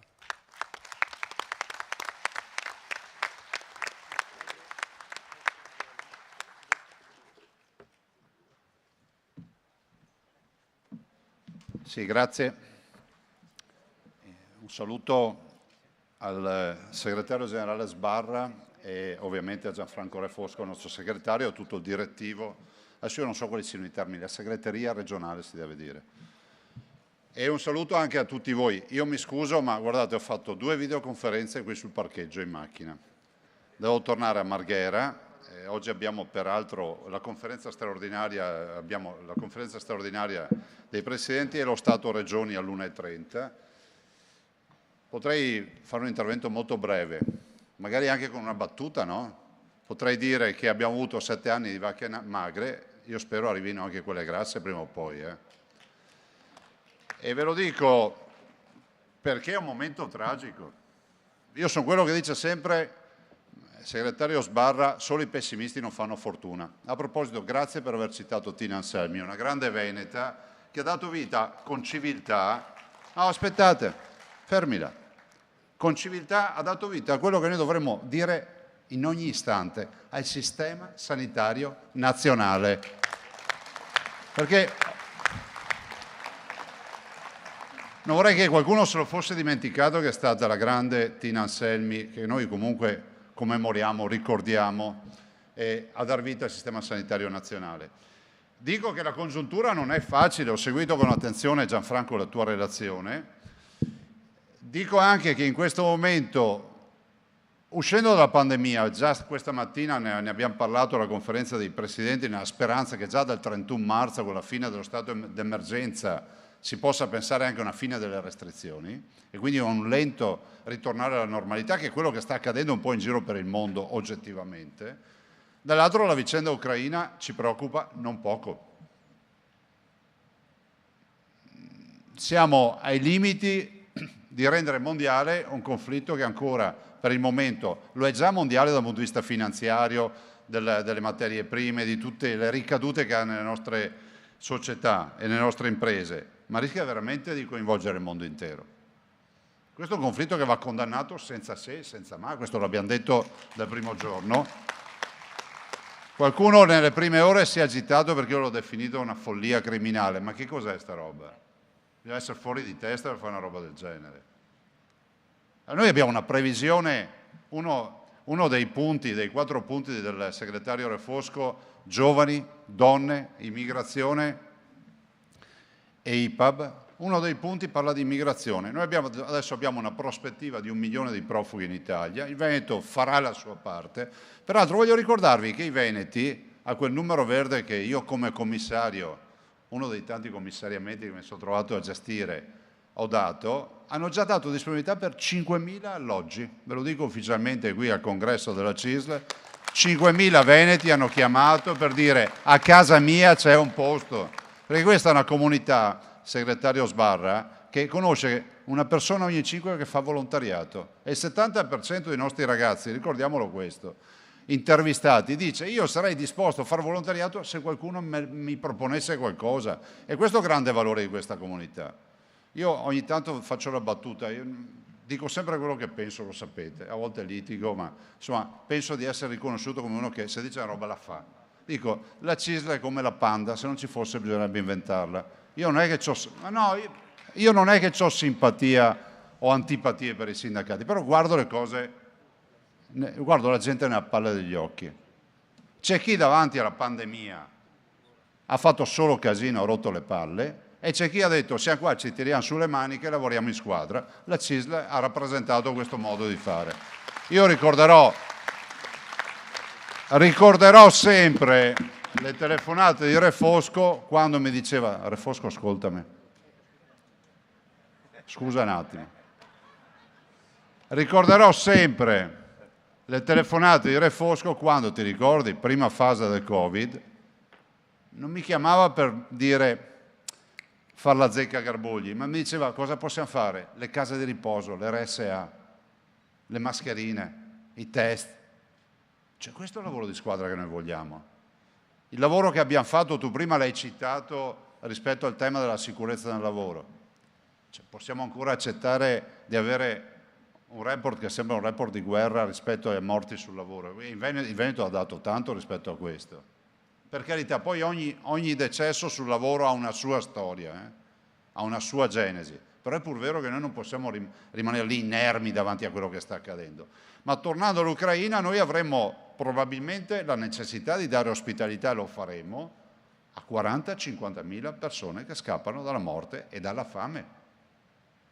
Faremo la nostra parte, lo faremo con rigore, perché pensiamo che sia fondamentale comunque che l'integrazione avvenga in maniera corretta. Vi ricordo che questa è una comunità, al di là di quello che si descrive a livello nazionale, che ha il 12% di immigrati in Veneto, che li ha integrati, abbiamo il miglior modello di integrazione, lo sapete meglio di me, molti sono vostri associati e parlano veneto, non meglio di me che è impossibile, ma insomma parlano bene veneto, e penso che questo sia un grande valore. Però questa guerra sta pesando tantissimo già nelle sue prime fasi, sono solo 14 giorni. Mancano le materie prime, abbiamo fermi produttivi importanti, che significa lavoratori messi in difficoltà. Abbiamo comunque la necessità di riconoscere che questo Paese qualche programmazione l'ha cannata. Cioè, oggi abbiamo capito finalmente che l'autonomia energetica noi non ce l'abbiamo.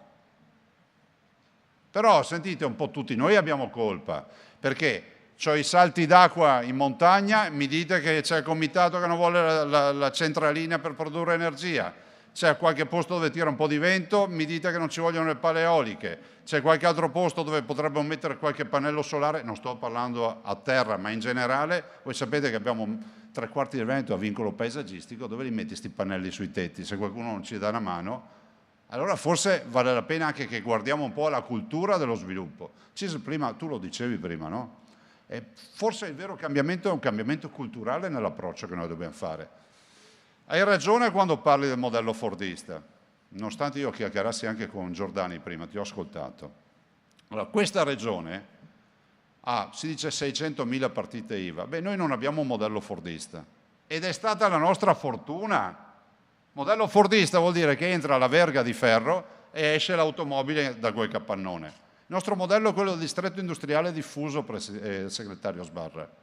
Il che vuol dire che un pullulare di aziende condividono un magazzino che è nei furgoni, che gira per strada, e il saper fare, quello che CISL spesso sottolinea quando parla dei suoi lavoratori, dei suoi associati, del lavoro, il saper fare, la maestria dei nostri lavoratori lo trasforma in opere d'arte. Non è una visione romantica del nostro lavoro, ma guardate che se ci pensate, noi siamo l'unico substrato al mondo dove uno pensa di realizzare una cosa e con un paio di telefonate attorno a casa riesce a metterla in piedi. Questa è la fortuna di questo territorio e noi non possiamo rinunciare a questo valore. Io penso che dovremmo sicuramente essere ancora assieme a combattere queste sfide. Io non ho la sfera della verità, guardate, non c'è neanche... bisogna... Come diceva mio nonno, solo in Mone non cambiano idea, quindi bisogna confrontarsi e far strada assieme. Però dico anche e lo dico qui in punta di piedi, ma sono convinto che lo dovrò dire anche più fortemente, 229 miliardi di PNRR, una sigla peggiore non potevano metterla. Cioè noi non possiamo pensare in un momento come questo che nessuno si ponga il problema di riprogrammare queste risorse. Perché io vedo linee di investimento che saranno anche belle, turistiche, speciali, simpatiche, ma ho l'impressione che molte non creino lavoro. Ho l'impressione che molte sicuramente sistemeranno qualche bel borgo, ma non hanno oggi l'attualità di quello che dovrebbe essere il PNRR. Io spero veramente che il Presidente Draghi rinegozi queste misure a favore dell'occupazione e del rilancio dell'economia di questo Paese. Guardate, questo è l'ultimo treno che passa in Italia. 229 miliardi non sono noccioline, valgono finanziarie e soprattutto nell'immediatezza nella quale noi possiamo investire. Quindi io penso e spero che qualcuno metta mano a questa rinegoziazione con l'Europa, ma anche una visione di ridistribuzione a livello nazionale. Nei punti che tocca il segretario Refosco, tu hai parlato di donne. Io comincerei con ricordare che qualche giorno fa, quando c'è la festa della donna, escono tutte le indagini più impensabili, ma ce n'è una che mi ha inquietato. Le donne continuano a essere le meno pagate rispetto ai maschi a parità di occupazione. Allora, io partirei da lì. Qualcuno ci risponderà che ci sono delle norme, c'è qualcosa che fa così, però a me sembra strano che a parità di occupazione lo stipendio medio di una donna sia inferiore a quello di un maschio, che fra l'altro le donne sono anche più brave. Lo dice uno che ha un sacco di collaboratori e dico, io sono convinto di questo, lo dico sempre, non serve che non lo dico per piaggeria, a parte Franca Porto che fa gesti. Io ho fatto tante di quelle litigate con Franca Porto, cioè dovrò chiedere la soluzione, fare qualcosa. Ciao Franca. Però volevo dire, la prima partita è quella della remunerazione delle donne. La seconda partita è quella che questo Paese, al di là dei bei discorsi, deve recuperare quello che è il tema della parità di genere, no? Che ancora non è recuperato. Cioè c'è un divario ancora nel trattamento che è evidente sotto gli occhi di tutti. Sui giovani, andando velocemente, dopo vi devo lasciare e vi ringrazio anche per la comprensione. Sui giovani, c'è qui anche l'assessore Donazzano, noi diamo anche qui un modello tutto veneto, come quello delle scuole paritarie, tutto veneto. Cioè noi diamo formazione a 20.000 ragazzi ogni anno nelle nostre scuole di formazione. Sono anch'io convinto di una cosa quando tu dici ma alla fin fine la formazione deve essere continua. Molti lavoratori comunque non possono venire dimenticati. Pensate a questo mondo che sta cambiando, un mondo analogico che abbiamo lasciato alle spalle, abbiamo un mondo digitale, no? Quanti lavoratori avrebbero necessità di questa formazione continua, di essere accompagnati? Quindi sui giovani noi ci siamo, ci abbiamo sempre creduto, al punto tale che comunque abbiamo sempre investito, nonostante questo sia un fatto tutto veneto. Ecco, prima si diceva degli investimenti, noi cerchiamo di farli rispetto a questo comparto di giovani e li facciamo perché ci crediamo. Poi abbiamo un piccolo problema, abbiamo 90.000 bambini delle scuole dell'infanzia, segretario Sbarra, siamo unici in Italia, che non hanno una scuola pubblica. Cioè, se cercassero un istituto pubblico con l'edificio e gli insegnanti, le maestre d'asilo, queste robe, non li trovano. E quindi la comunità veneta, la regione con 34 milioni di euro all'anno, le famiglie, le scuole religiose, le parrocchie e tutti, noi ci occupiamo di questi 90.000 bimbi. Sapete cosa costerebbero allo Stato se lo Stato dovesse garantire in Veneto la scuola pubblica a questi 90.000 bimbi? Oltre 200 milioni di euro all'anno. Oltre 200 milioni di euro all'anno. Queste sono anche le particolarità della virtuosità, prima citavamo Tina Anselmi, di sto Veneto, no? Che si è sempre dato da fare per risolvere i problemi e poi si gira indietro e non trova più nessuno. Questo è anche uno dei grossi problemi. Quindi le donne, i giovani, l'immigrazione, sull'immigrazione è chiara la nostra posizione. Anch'io sono convinto del fatto che comunque è innegabile che alcune attività, qualcuno si è arrabbiato perché ho chiesto la deroga al decreto flussi per dar modo ai profughi ucraini di poter lavorare. Io ho l'impressione che qualcuno non abbia connessione del cervello con la bocca, oppure ha problemi di comprensione. Non ho detto che gli ucraini dovranno avere le deroghe sul posto di lavoro che gli italiani non hanno. Ho detto che se non c'è una deroga al decreto flussi non possiamo assumerli. Ed è innegabile che ci siano un sacco di posti di lavoro oggi a disposizione in Veneto che non sono coperti da manodopera veneta. E questa non è una visione strana o accattivante, è un dato di fatto. Guardiamo i dati, i balneari mi dicono che la stagione la stanno facendo i moldavi, i rumeni e altri, ci sono anche gli italiani, ci sono veneti, ma ci mancano un sacco di professionalità. Parlate con chi ha le tornerie piuttosto che in alcune aziende, in generale l'agricoltura, insomma tutto quello che è.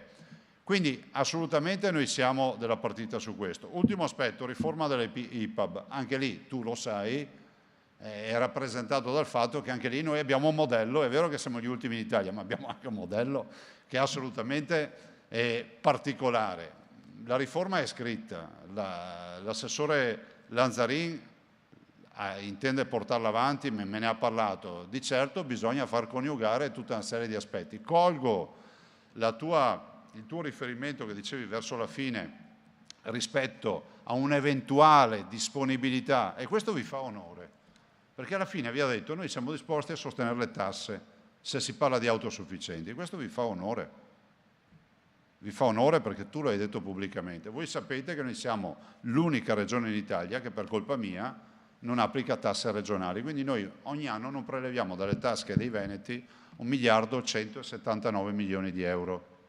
Quindi moltiplicate per 12 e vedete quanto viene fuori. Siamo in un momento di difficoltà, è difficile parlare di nuove tasse ai veneti. Cercheremo di fare ancora altri sforzi. Abbiamo dimostrato di aver messo a posto il bilancio di questa regione in questi anni. Chiudiamo bene sempre il bilancio della sanità da 12 anni. Sulla pandemia, e chiudo, dico che intanto c'è stato un lavoro e ho apprezzato che tu abbia, e non poteva che essere così, da parte tua, da parte vostra, ringraziato i nostri operatori. Noi abbiamo 54.000 uomini e donne, o donne e uomini della sanità, che comunque hanno fatto il loro mestiere oltre i limiti, no? È come se tu prendessi uno in fabbrica e dici guarda, do un giro di chiave al portone, resta dentro, non so quando te lo riapro, perché ho bisogno che tu sforni prodotto. E il prodotto è la cura, no? Di quell'infermiera delle terapie intensive. Sono le professionalità, ma non dimentichiamoci che sono anche le scelte di una regione che ha saputo investire. Io lo dico sempre, no? Ma quando vedete i filmati nelle TV, no? Vedete le nostre terapie intensive, vedete le nostre corsie, fermatevi un attimo a guardare i letti, i monitor. Cioè, io ho sempre preteso che ci sia il meglio in questa regione e che nessuno mi dica che non è vero. 70 milioni all'anno di investimenti. I veneti sono diagnosticati dalle macchine più innovative che ci sono sul mercato mondiale. Questo ci ha permesso anche di essere stati nell'impreparazione pronti quantomeno ad attutire il colpo del Covid. Noi abbiamo avuto, e lo dico a quei lazzaroni che dicono ancora in giro che il Covid non esiste, noi abbiamo avuto quasi 14.000 morti. Non c'è neanche rispetto per i morti. Siamo l'ottava regione in Italia per mortalità. Abbiamo avuto censiti almeno 1.400.000 contagiati da tampone, abbiamo fatto quasi 29 milioni di tamponi. 30.000 li abbiamo curati. Quindi finitela col dirci che la gente moriva perché non ci sono le cure domiciliari, perché anche un idiota, se fa 1.400.000 contagiati ufficiali meno 30.000, sa che 1.300.000, aspetta che non sbaglio il conto, 370.000 li hai curati a casa. Ma capite che noi non possiamo andare avanti con l'alibi sempre di dire che è colpa degli altri. Questo non è comunità. E se oggi siamo liberi, o ci liberiamo, è perché l'89,4% di veneti si è vaccinato.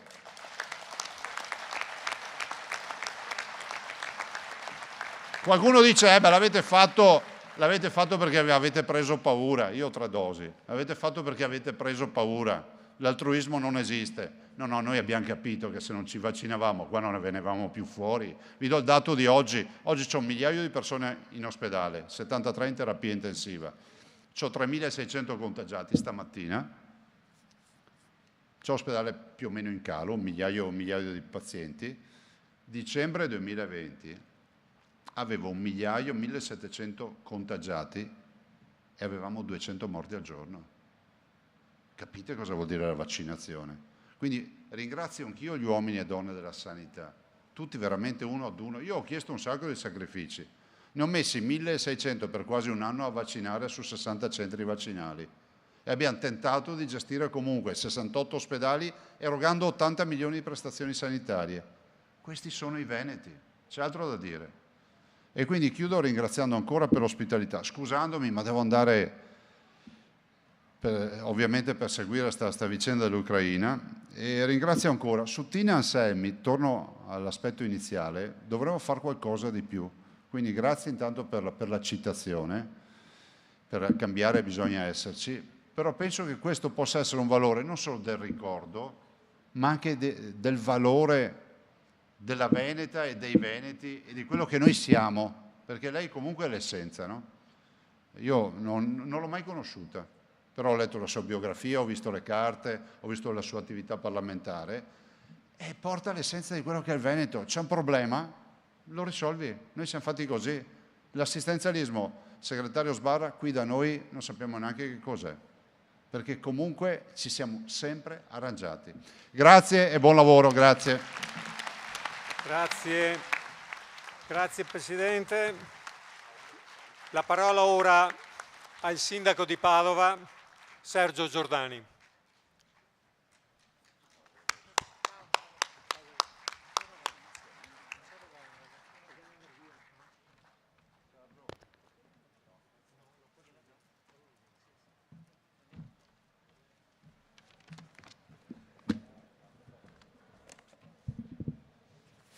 È bravo, eh?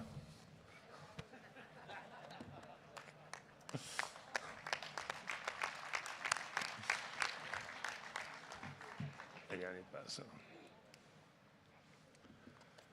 Signori, buongiorno a tutti. Ringrazio la CISL Veneto e in particolare il suo segretario Gianfranco Refosco per avermi invitato e saluto anche il segretario Sbarra. Stiamo vivendo giornate drammatiche. Da 2 settimane la guerra è scoppiata in Ucraina e ha cambiato profondamente lo scenario che avevamo immaginato per i prossimi mesi. Prima di ragionare sulle conseguenze e sui rischi che tutto questo comporta per i lavoratori, per le famiglie, per le imprese italiane e del Veneto, voglio però dedicare un pensiero a quanto sta accadendo non lontano da noi. Quello che la Russia sta compiendo, o meglio, chi governa oggi la Russia, perché mi rifiuto di credere che la maggioranza del popolo russo sia favorevole a una guerra. È inaccettabile. È una brutale aggressione, senza alcuna giustificazione, a un paese sovrano con un governo democratico eletto da un popolo pacifico.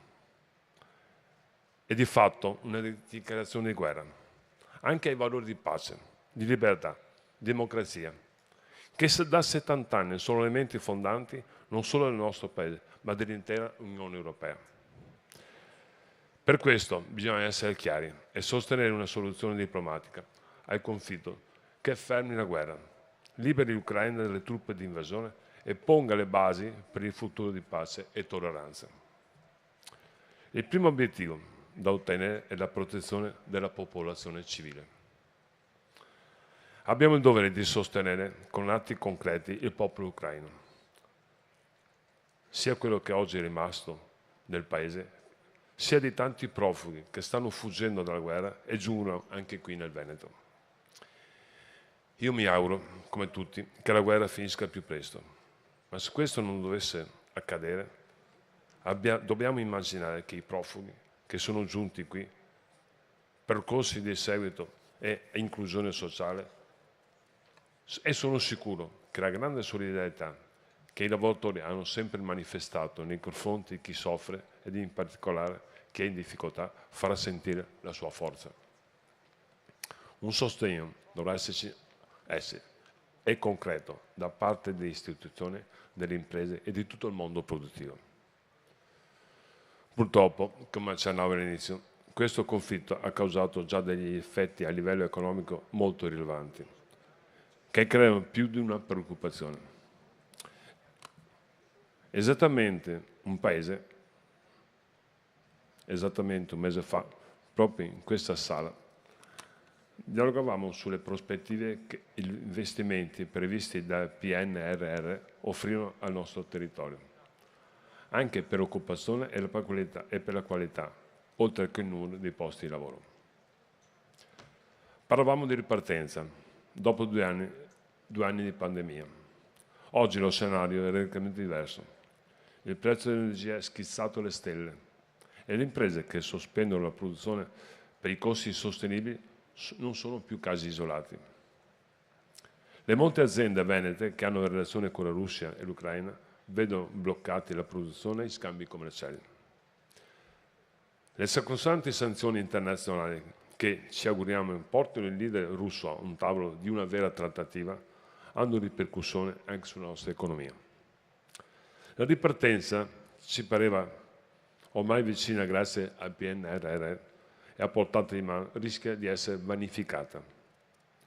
L'aumento del costo dell'energia provoca un effetto cascata sui prezzi e sull'impennata l'inflazione, una situazione che se non rientra a breve provocherà inevitabilmente un impoverimento delle difficoltà per le fasce meno abbienti dei cittadini.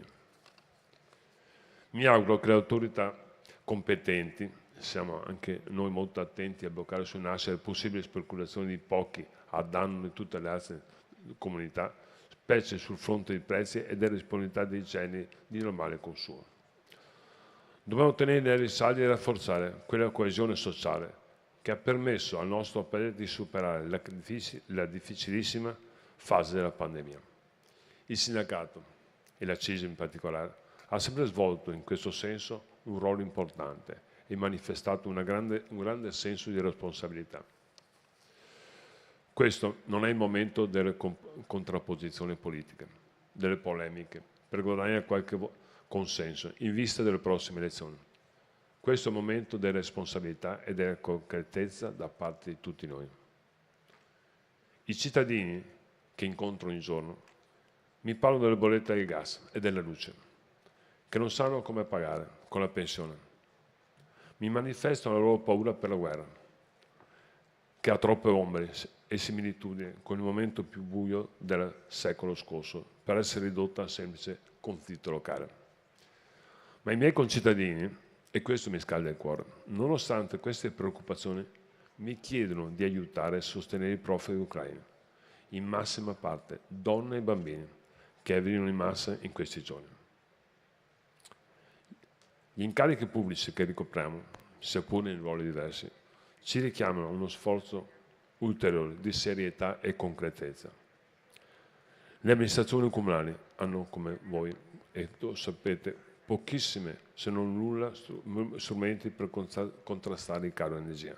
Ma posso assicurare, almeno quanto riguarda Paola, che stiamo mettendo in campo ogni opportunità possibile per sostenere il lavoro delle imprese in questa fase molto difficile. È un impegno che nei prossimi mesi si intensificherà, perché non vada perduta nessuna opportunità di vicinanza concreta alle persone, alle famiglie e alle imprese che ne dovessero aver bisogno. Parallelamente continuiamo con tenacia a seguire tutti i progetti infrastrutturali e di altro genere previsti dal PNRR, che rimane un'opportunità enorme da non sprecare e sui quali contiamo per il lancio della nostra economia appena questa crisi rientrerà. Sono certo che avremo a fianco la CISL, con tutta la sua articolata struttura organizzativa e tanti lavoratori iscritti. Ancora una volta è il momento di lavorare insieme. Costruiamo il futuro del Veneto e di Padova con un impegno comune che deve in queste parole d'ordine: libertà, pace, solidarietà, lavoro, giustizia locale. Vi auguro un buon congresso e buon lavoro a tutti voi. Grazie signor Sindaco. La parola ora a Marina Sorina dell'Associazione Malve di Ucraina Verona.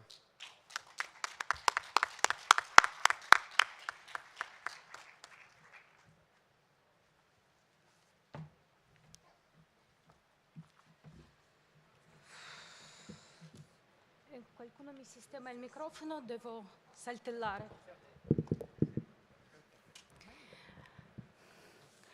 Cari amiche, cari amici, è la prima volta che vedo tanti sindacalisti tutti insieme. Finora conoscevo solo alcuni di voi e sono onorata di vedere che molte persone hanno a cuore il destino del mio paese natale, Ucraina. L'accento giusto sulla I. Sono già stata ospite di una iniziativa della CISL del Veneto, organizzata dalla segretaria Franca Porto, eccola, in occasione della Giornata Internazionale della Donna, l'8 marzo del 2014. All'epoca la guerra era cominciata da pochi giorni e nessuno poteva presagire quanto a lungo si sarebbe protratta. Per noi erano giorni di rinascita e di speranza. Piangevamo i 100 morti sulla piazza dell'Indipendenza a Kiev e credevamo che quello sarebbe stato l'ultimo sangue. Invece era solo l'inizio. Ma permettetemi di presentarmi meglio. Mi chiamo Marina Sorina e vengo da Verona. Sono vicepresidente dell'Associazione Malve di Ucraina e la mia identità è fatta da tanti componenti. Sono nata in una famiglia di ebrei atei e comunisti di terza generazione. I miei bisnonni hanno fatto la rivoluzione insieme. Poi lui ha passato 20 anni nel Gulag e lei ha insegnato la storia del marxismo all'università. La loro lingua madre era lo Yiddish, ma hanno scelto di parlare russo per integrarsi meglio. Sono nata a Kharkiv, una città ormai tristemente nota per aver subito i bombardamenti insensati e crudeli. Fino al 24 febbraio 2002, invece, era la città dell'arte, delle industrie e della scienza, la seconda città più grande del paese. Ci viveva circa 1,5 milioni di abitanti, poco più di Milano per intenderci. Quanti di loro siano ancora vivi? Non lo so. Non so nemmeno se sono ancora vivi i miei genitori. Stamattina mi è mancato il coraggio di verificare, perché devo parlare qui ed ora con voi e non voglio essere demoralizzata. Spero sempre per il meglio. Loro, pur potendo essere evacuati in Israele, non hanno voluto saperne. Dicevano: in questa casa siamo protetti, fuori casa saremo vulnerabili come lumache senza guscio. E poi i russi sono nazione colta, non faranno mai danni alla popolazione civile. Così sono rimasti bloccati al 12° piano con l'ascensore fermo dal primo giorno. Il nonno Vladimir è ancora convinto che si tratti di un errore e che fuori ci sia un temporale. Ogni notte c'è un temporale. Non so nemmeno se è viva mia sorella. Lei non ha tempo di scrivermi, impegnata a salvare vite umane. Suo padre era oriundo di Cuba e lei prima del febbraio 2014 faceva la traduttrice dallo spagnolo. Con l'inizio della guerra ha voluto imparare un nuovo mestiere, quella del paramedico. In questi anni ha preso la laurea in infermieristica. Adesso le tornerà molto utile. Lei è sul fronte, a Kharkiv, ma il fronte è dappertutto. Anche qui, in Italia, io sto combattendo contro l'indifferenza, l'incredulità, la faciloneria, il benaltrismo. Qui so che verrò ascoltata da voi, amici e amiche della CISL, ma se guardiamo oltre questa sala troveremo un mondo di persone che fanno business as usual. Si aggrappano alle loro certezze, agli schemi ideologici obsoleti, mentre la terra si sgretola sotto i nostri piedi. Loro hanno ancora il lusso di vivere la propria vita senza accorgersi che il mondo è cambiato. Dopo la strage degli innocenti perpetuata ieri dall'esercito russo a Mariupol, nessun bambino e nessuna madre è al sicuro sul nostro continente.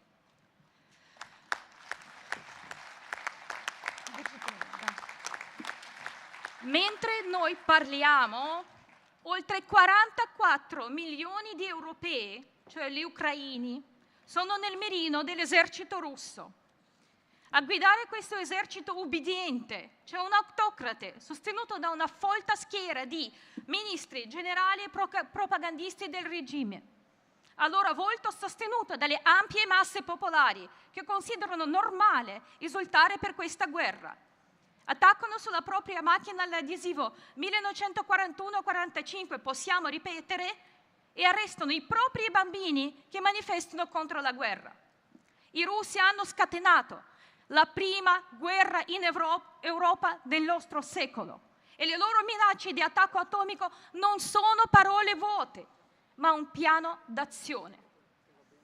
Il presidente della Federazione Russa, che non voglio nominare, nutre il suo potere di bugie premeditate, organizzate e diffuse dal Cremlino. Una su tutte.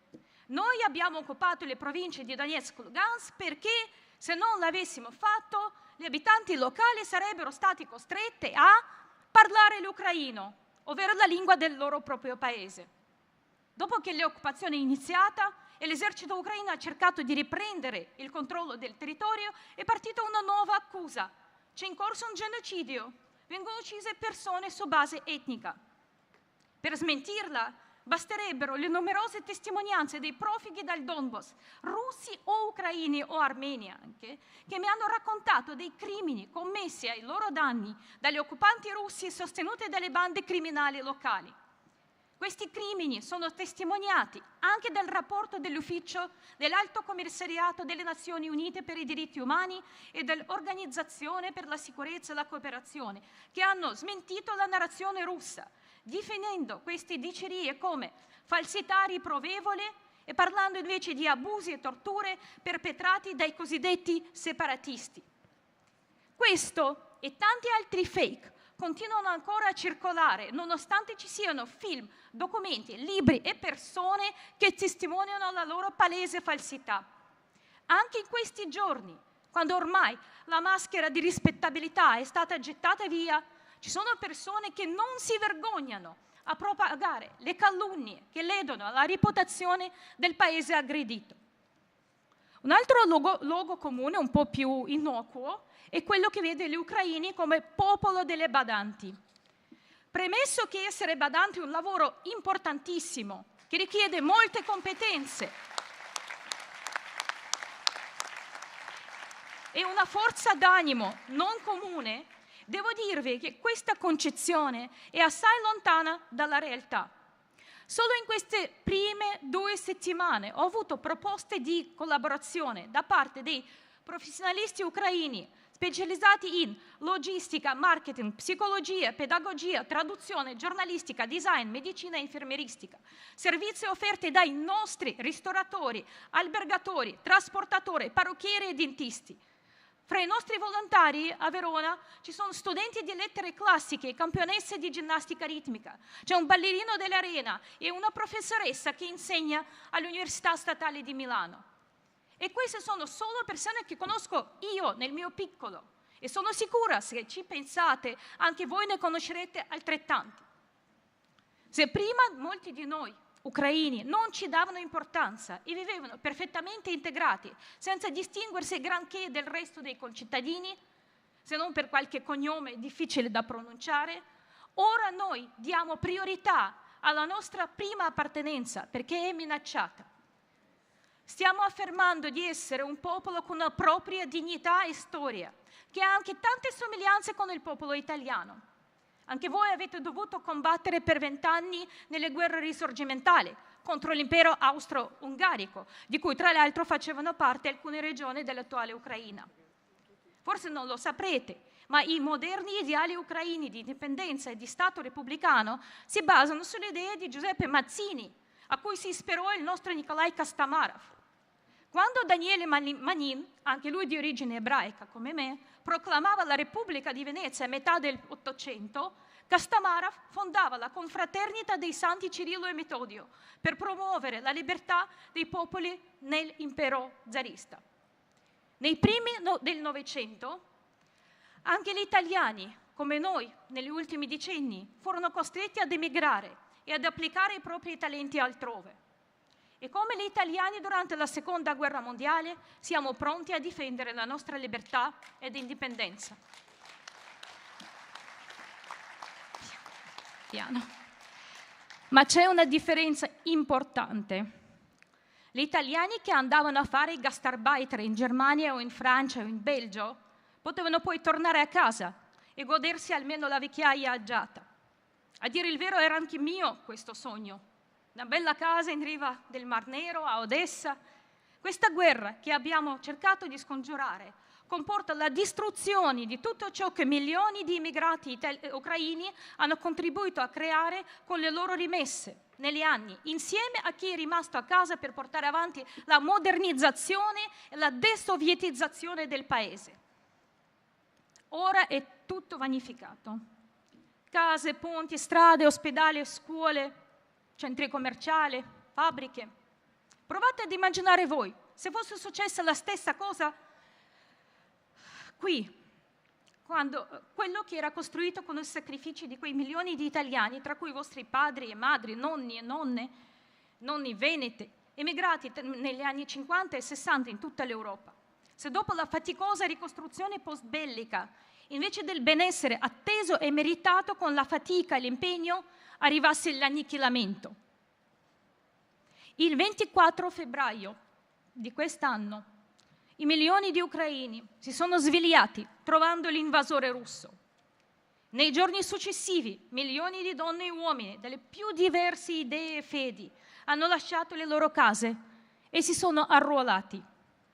Lo hanno fatto accettando l'eventualità di morire, ma non di soccombere. Hanno dimostrato che la libertà e la patria valgono più del quieto vivere. A livello morale hanno già sconfitto l'esercito della Federazione Russa. Lo hanno sconfitto nella storia, prima ancora che con le armi. Ma vorrei tanto che la vittoria non sia solo etica. Per concludere, credo che nel principio basilare della Costituzione italiana, che dice ripudia la guerra come strumento di offesa alla libertà dei popoli e come mezzo di risoluzione delle controversie internazionali, ci sia già tutto quello che c'è da sapere. Credo altrettanto che il Paese che viola questo principio basilare debba essere fermato. Abbiamo ancora tanti articoli della Costituzione, attenzione. L'articolo 52 afferma: la difesa della patria è il sacro dovere di ogni cittadino. E noi ucraini stiamo facendo ciò che la vostra Costituzione dispone. Anche noi ucraini abbiamo il dovere di difenderci in tutti i modi, come ogni altro popolo, e come hanno fatto gli italiani tra il 43 e il 45. Aiutateci in questo nostro dovere. La Costituzione italiana è nata dalla Resistenza, nella lotta armata per la liberazione. È stata conquistata con il sacrificio di migliaia di vite. E se fossero disarmati i partigiani, il conto sarebbe molto più alto e il risultato probabilmente diverso. Arriverà, se non oggi, sicuramente domani, anche il nostro 25 aprile e lo festeggeremo insieme, qui nei paesi e nelle città del Veneto e in Ucraina, da europei liberi. Ma se non sconfiggiamo il sistema corrotto e mostruoso che tiene in ostaggio il proprio popolo, i popoli vicini e il continente intero, con un delirio di onnipotenza distruttrice, forse non ci sarà più nulla da festeggiare. I partigiani di oggi siamo noi ucraini e se vinceremo o no dipende da ciascuno di voi. Grazie.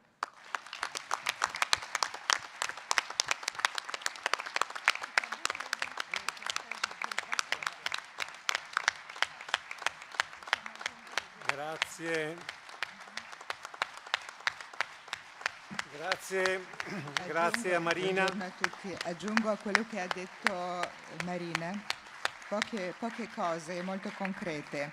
Arrivando qua noi due abbiamo visto tra le bandiere della Comunità Europea del Veneto anche la bandiera ucraina e questo inesorabilmente inequivocabilmente ci ha scaldato il cuore. E questo per noi significa che l'Italia e il Veneto in particolar modo l'Ucraina è già nel cuore del Veneto e degli italiani, e di questo noi siamo immensamente grati alla vostra prontezza, alla vostra disponibilità, alla grandezza dei vostri cuori. E possiamo dire solamente in questo momento che questo è una cosa fondamentale, ma non è sufficiente. Con il vostro aiuto noi dovremo riuscire a creare delle strutture almeno medio respiro, perché la gran parte degli ucraini è costretta a scappare dal proprio paese, ma non vede l'ora di tornarci. Quindi se saremo ospiti non per lungo periodo, ma questo periodo deve essere organizzato. E per questo noi abbiamo, come associazioni ucraine, abbiamo scritto delle richieste. Io adesso faccio semplicemente un elenco, ma sono certa che i comitati con il supporto di CISL stanno già lavorando.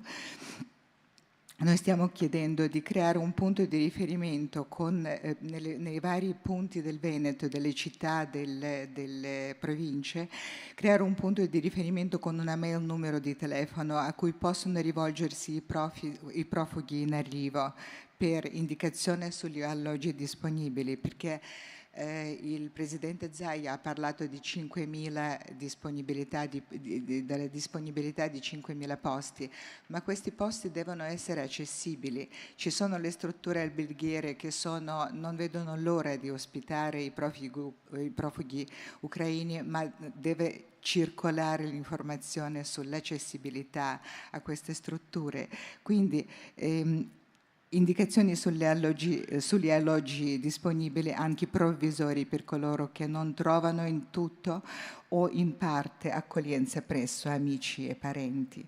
Informazione sulle procedure di prima accoglienza, sanità, dichiarazione di ospitalità, richiesta di aiuto immediato, coperta, abbigliamento, altro. Metterci a disposizione un luogo adeguato dove possiamo stoccare gli aiuti che stiamo raccogliendo per i profughi che arrivano, allestire i luoghi di accoglienza dove le persone che arrivano, anche di notte è arrivato un pullman di 60 persone, tra cui c'erano 20 bambini, e non sapevamo dove metterli. Quindi ci sono proprio esigenze quotidiane di ogni giorno che devono essere preparate in anticipo, creando una rete, un sistema di accoglienza, e di questo noi vi portiamo la voce.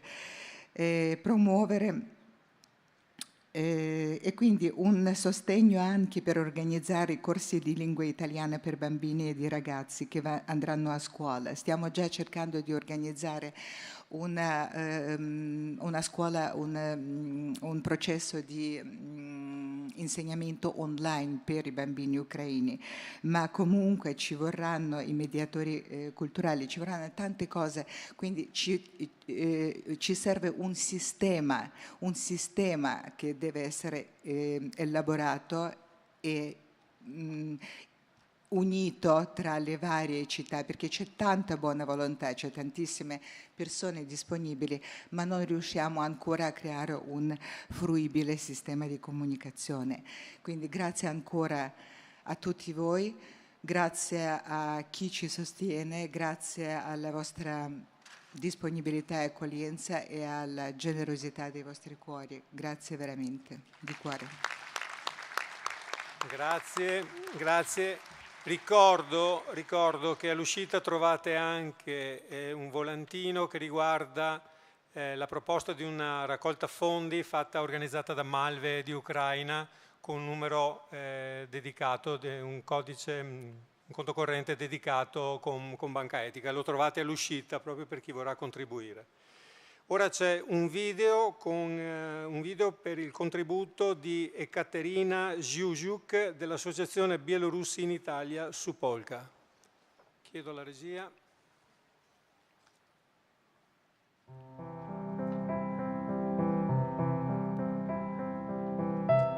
Buongiorno, sono Ekaterina Zhuzhuk, presidente dell'Associazione Bielorussi in Italia, Supolka. La nostra associazione è nata a giugno 2020 in seguito all'arresto di Viktor Babaryka, il favorito alle elezioni presidenziali in Bielorussia. Viktor Babaryka aveva presentato al comitato elettorale 426.000 firme a sostegno della propria candidatura. Con il totale della popolazione di 9 milioni e mezzo di persone avrebbe senz'altro vinto se le elezioni fossero state libere e trasparenti. Per questo motivo, Viktor Babaryka era ritenuto un avversario troppo pericoloso per Alexander Lukashenko, in carica da ben 27 anni. L'arresto di Viktor Babaryka ha fatto capire a tutti i bielorussi che il regime dittatoriale era disposto a fare di tutto pur di non permettere ai cittadini di votare per qualcuno di diverso dal solito personaggio baffuto.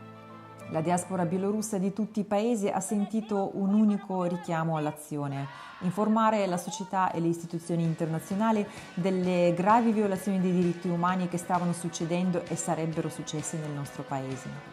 Da giugno 2020 abbiamo fatto centinaia di manifestazioni in tutto il mondo e decine di manifestazioni in Italia. Non era mai successo prima. Purtroppo non è stato possibile prevenire l'ineluttabile. Le brutali violenze delle forze dell'ordine scoppiate subito dopo le elezioni del 9 agosto 2020 hanno portato a 12 morti, minimo 4.600 torture, quasi 5.000 procedimenti penali politicamente motivati e 37.000 di arresti. Le inchieste a carico dei responsabili di questi delitti invece sono a zero.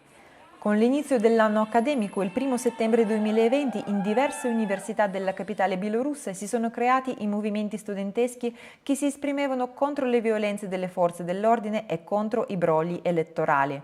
Gli studenti si sono uniti alla protesta pacifica, facendo sit-in nelle facoltà e sfilando sulle strade di Minsk nei cortei.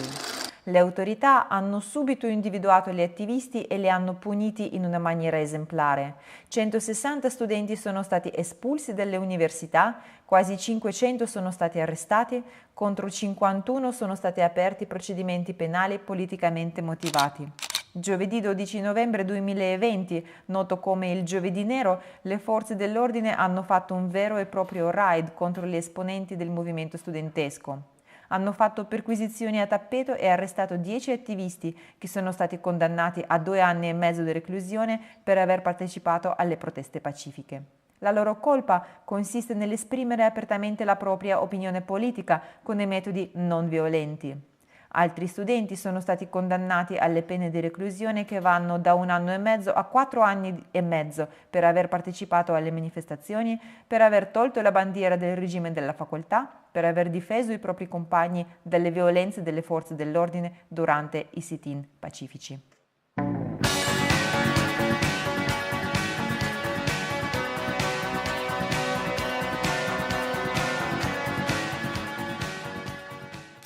Anche se la Bielorussia non fa più notizia, non significa che la situazione sia rientrata. Il regime bielorusso sta asfaltando la protesta pacifica ormai da oltre 1 anno. Le repressioni in corso e l'azzeramento totale della legge sono paragonabili a quello che stava succedendo in Italia, in Germania e nell'URSS negli anni 30 del secolo scorso. I cittadini bielorussi sono completamente indifesi alla mercé del regime dittatoriale. Gli ufficiali delle forze dell'ordine possono fare qualsiasi cosa a chiunque, fanno irruzioni nelle case scassando le porte, mettono tutto sottosopra durante le perquisizioni, inventano i crimini, allestendo ad hoc la scena del delitto. Mi riferisco ad un caso specifico di una signora. Questa donna è stata accusata di una manifestazione non autorizzata mediante la bandiera bianco-rossa, esposta nelle finestre della propria abitazione al fine di esprimere il proprio dissenso con le autorità, perché è proibito. La bandiera in questione era stata fissata sulle finestre degli agenti. Il risultato di questo addobbo politico è la condanna reale a 30 giorni di reclusione da scontare nelle condizioni disumane riservate ai prigionieri che stanno scontando le condanne politicamente motivate. C'è niente doccia, i pacchi dei familiari non vengono recapitati, mancano i beni di prima necessità quali spazzolini da denti, assorbenti, un cambio della biancheria intima. I letti sono senza materassi e le celle sono sovraffollate. In alcuni carceri i prigionieri politici sono contraddistinti dalle etichette colorate sulla loro divisa da detenuto, proprio come nei campi di concentramento tedeschi. I maltrattamenti fisici sono all'ordine del giorno. e minimo una persona è morta nelle circostanze poco chiare. Il corpo del prigioniero politico Witold Ashurak è stato restituito ai familiari con degli evidenti segni di torture, con la parte superiore della testa bendata fino al naso. Ci sono più di 1000 prigionieri politici in Bielorussia e il numero è destinato a crescere. Come l'Associazione Bielorussi, il nostro sostegno della società civile in patria si dispiega principalmente su 2 versanti. Il primo è l'informazione e la sensibilizzazione dell'opinione pubblica italiana e il secondo sono gli aiuti umanitari alle vittime delle repressioni politiche in Bielorussia, ovvero i prigionieri politici, le loro famiglie e gli espatriati che hanno dovuto lasciare il paese a causa di persecuzione. Grazie al sostegno dell'ISCOS e della CISL riusciamo a portare avanti la nostra causa in una maniera più efficace su entrambi i fronti. La campagna dei braccialetti Bielorussia Libera ci aiuta a raccogliere i fondi che andranno utilizzati per sostenere le vittime delle repressioni. I braccialetti bianchi sono un simbolo delle elezioni 2020 e li indossavano tutti quelli che hanno votato per Svetlana Tikhanovskaya. Soprannominati i braccialetti dei cambiamenti fanno riferimento al brano del cantautore russo Viktor Tsoi scritto nel 1989 ma diventato la colonna sonora della protesta pacifica bielorussa del 2020.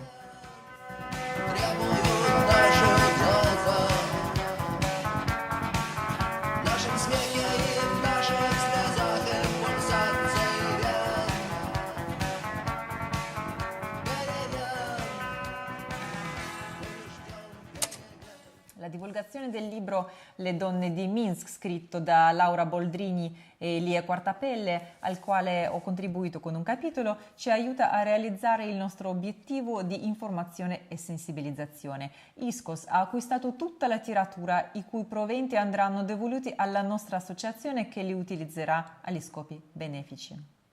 Vorrei ringraziare il presidente della ISCOS nazionale Vincenzo Russo e gli amici Gianni Aliotti e Paolo Greco, referenti nazionali della campagna Bielorussia Libera per la rete ISCOS. Ringrazio anche il segretario generale della CISL nazionale Luigi Sbarra e Giuseppe Giuliano del Dipartimento internazionale. Viva la Bielorussia! Живе Беларусь!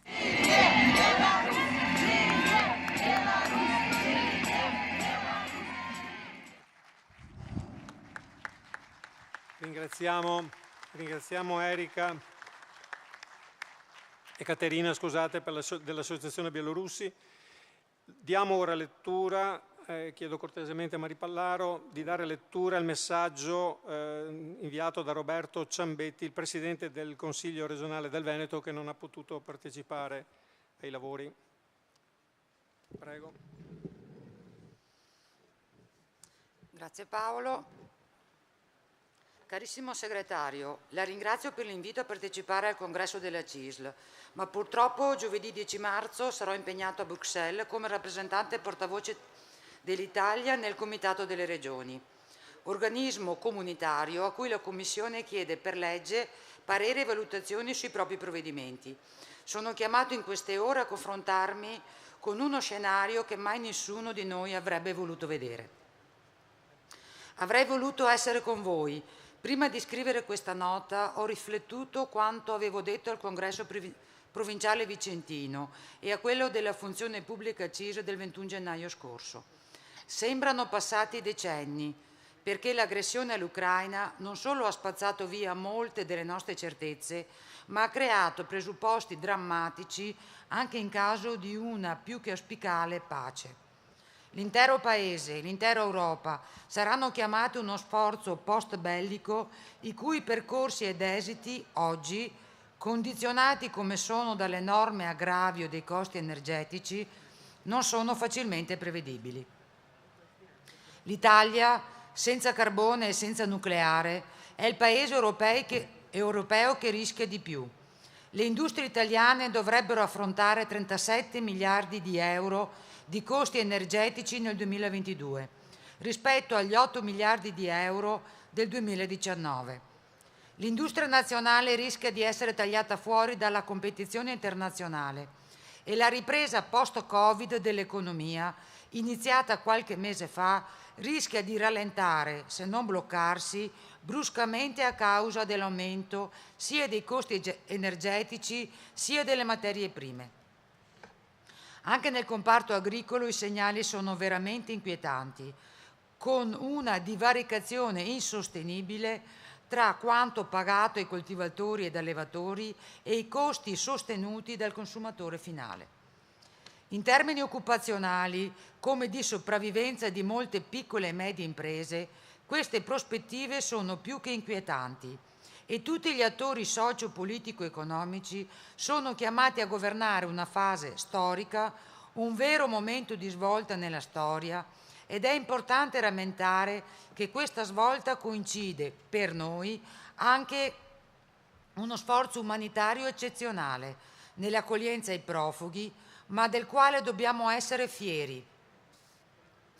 Come ricordai il congresso FP-CISL lo scorso gennaio, nel suo ultimo discorso ai gruppi parlamentari della DC, il 28 febbraio del 78, cioè pochi giorni prima di essere rapito dalle BR, Aldo Moro disse: «Se fosse possibile dire saltiamo questo tempo e andiamo direttamente a questo domani, credo che tutti accetteremo di farlo, ma, cari amici, non è possibile.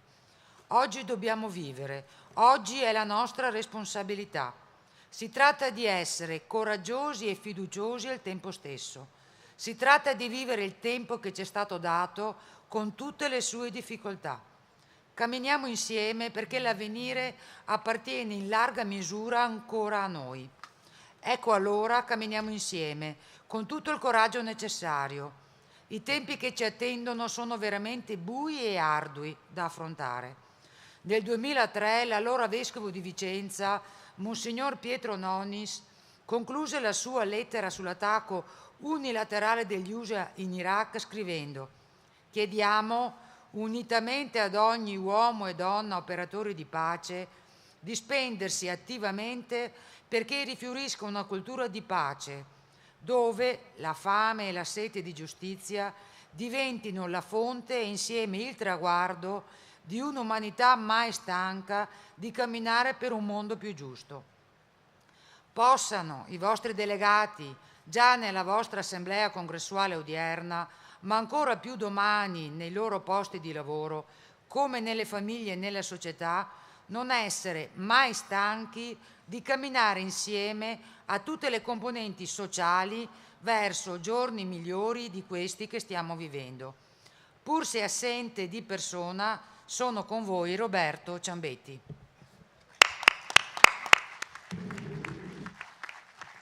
Grazie. Ora do lettura di tutti gli ospiti presenti, dei tantissimi ospiti presenti, ad indicare l'attenzione sui lavori di questo congresso e l'attenzione alla CISL del Veneto. Sono presenti Agostinetti Alessandro, direzione lavoro, Tiziano Barone, direttore Veneto Lavoro, Pone Antonio dell'INPS, Beozzo William della Confapi, Bertin Patrizio, Confcommercio, il presidente, Adriano Bordignon, forum delle associazioni della famiglia, Brunello Francesco, direttore Confcop, Campagnaro Ugo, presidente Foncop, Conte Alessandro, presidente EBAV, Rigoni Oscar, direttore EBAV, D'Alberti Umberto, direttore Casa Artigiani, De Col Moreno, CNA Veneto, presidente, Faccio Rachele Randstad, Pegoraro Olga Agici, presidente, Fabio Toso, Uneba Veneto, Sindacato Interregionale Alto Adriatico Michele Berti, Donazzan Elena, Lamani Francesca, Conte Mario, presidente ANCI Veneto e sindaco di Treviso. Abbiamo già visto e sentito Sergio Giordani, sindaco di Padova, Lorenzon Arturo, segretario del Partito Democratico del Veneto, Maraschin Manuel, Confimi, Morello Antonio, Sanin Veneto. Sono presenti Igor Bonatesta della UIL, Giacomo Vendrame della CGIL, gli ex segretari della CISL del Veneto Franca Porto, Viviani Luigi, Santini Giorgio, Sec Antonio, Rota Onofrio, Sono presenti inoltre Petteni Gianluca dell'INES nazionale, Petriccioli Maurizio, segretario generale dell'FP nazionale, Cavalletti Loris, Anteas nazionale presidente, Nobis Massimiliano della FIM nazionale, Ugo Ducci, segretario generale della Lombardia.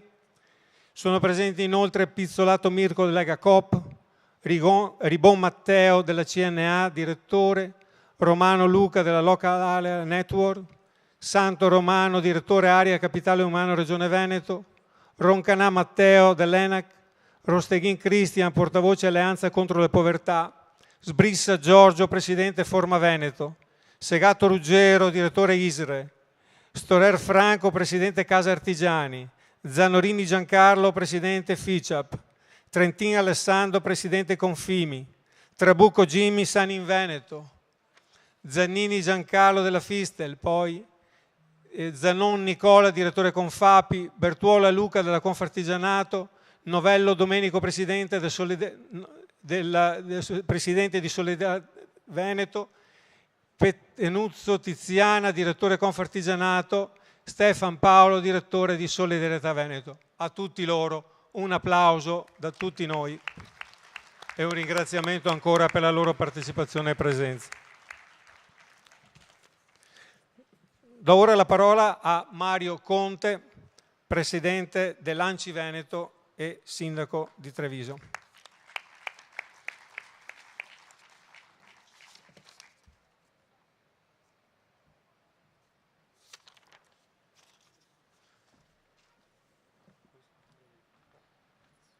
Buongiorno a tutti e grazie per questo invito. È difficile francamente parlare dopo le testimonianze che arrivano proprio direttamente dal cuore dell'Ucraina e quindi è inevitabile la solidarietà da parte di tutti i comuni che io rappresento, comuni che si stanno attivando anche per far fronte a questa ennesima emergenza e non vi nascondo che francamente non ci voleva, nel senso che siamo reduci da una gestione pandemica che ci ha messo tutti a dura prova. Io parlo per i colleghi sindaci, 585 sindaci veneti, che sono stati in prima linea alla pari dei medici, gli infermieri, di tutte quelle personalità che hanno lavorato giorno e notte per dare risposte alla comunità, molte volte per interpretare quelle direttive che ci arrivavano al sabato sera dal governo, che poi a volte andavano in contraddizione con la regione, ma a chi chiedevano informazioni? I cittadini, ovviamente al sindaco. E i sindaci hanno sempre risposto presenti, lo stiamo facendo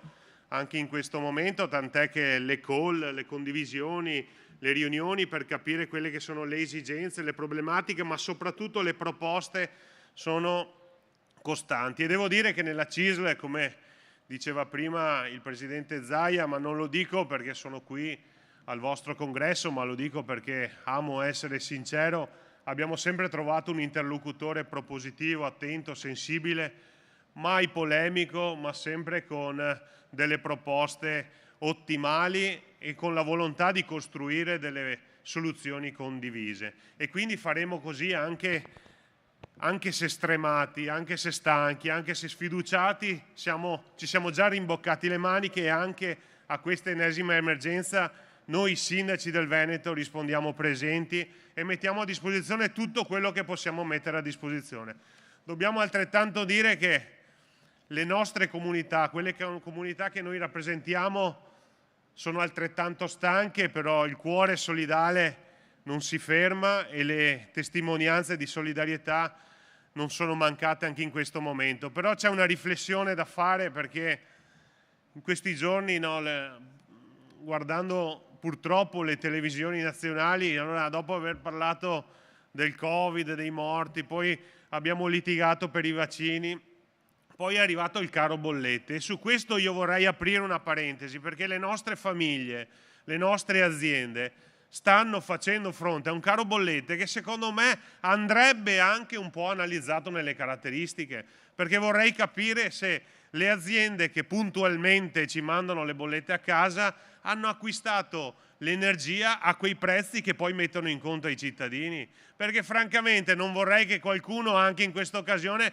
facesse i furbi, tanto poi pantalon che sarebbero i nostri cittadini pagano, perché mi pare strano che se la bolletta di gennaio mi arrivi già con la tariffa rincarata, no? Avranno acquistato quei beni ad un prezzo più favorevole. Allora se il rincaro deve essere, facciamolo pagare quando effettivamente il caro dell'energia ha avuto i loro effetti. Quindi anche qui chiederei un po' di più serietà anche da parte di chi offre questi servizi, perché stiamo parlando di aspetti sociali, stiamo parlando che dove ci eravamo lasciati quando, per così dire, la pandemia era finita, che erano quintuplicate le richieste di aiuto da parte delle famiglie in difficoltà. E è passato il Covid, ma non sono passate le difficoltà per le famiglie, le difficoltà restano tali, i costi aumentano e gli stipendi a volte diminuiscono, perché le casse integrazione sono sempre pronte ad essere attivate, anche perché stiamo cominciando a vedere aziende che a causa del costo dell'energia stanno spegnendo le produzioni. Allora questa cosa a noi ci preoccupa tanto, perché se è vero che siamo pronti a tendere la mano a tutti, è altrettanto vero che come comuni da soli non ce la possiamo fare. La gente non è che bussa al portone del municipio, ormai l'ha sfondato a forza di bussare e di chiedere aiuto, però noi continuiamo a metterci la faccia. Non vogliamo in alcun modo tagliare i servizi ai cittadini e spieghiamo anche perché. A casa pagano le bollette aumentate, contribuiscono con le loro tasse a pagare le bollette che i comuni devono pagare, quindi sono sempre i cittadini che pagano e il risultato non può certo essere il taglio dei servizi essenziali. Quindi io mi rifiuto di pensare che ci sia qualche sindaco che spegne l'illuminazione pubblica o spegne il riscaldamento nella scuola, perché dopo aver pagato 2 volte i nostri cittadini non possono anche perdere i servizi. Però una riflessione va fatta e qui io dico: Roma, se ci sei, batti un colpo, perché qui cominciamo a essere davvero stremati e quando la povertà e quando la tensione sociale nei nostri territori comincia ad essere così forte, gli effetti possono rischiare di essere davvero devastanti. Io apprezzo gli sforzi che il governo Draghi sta facendo, però ritengo che siano un primo passo e non siano certamente sufficienti.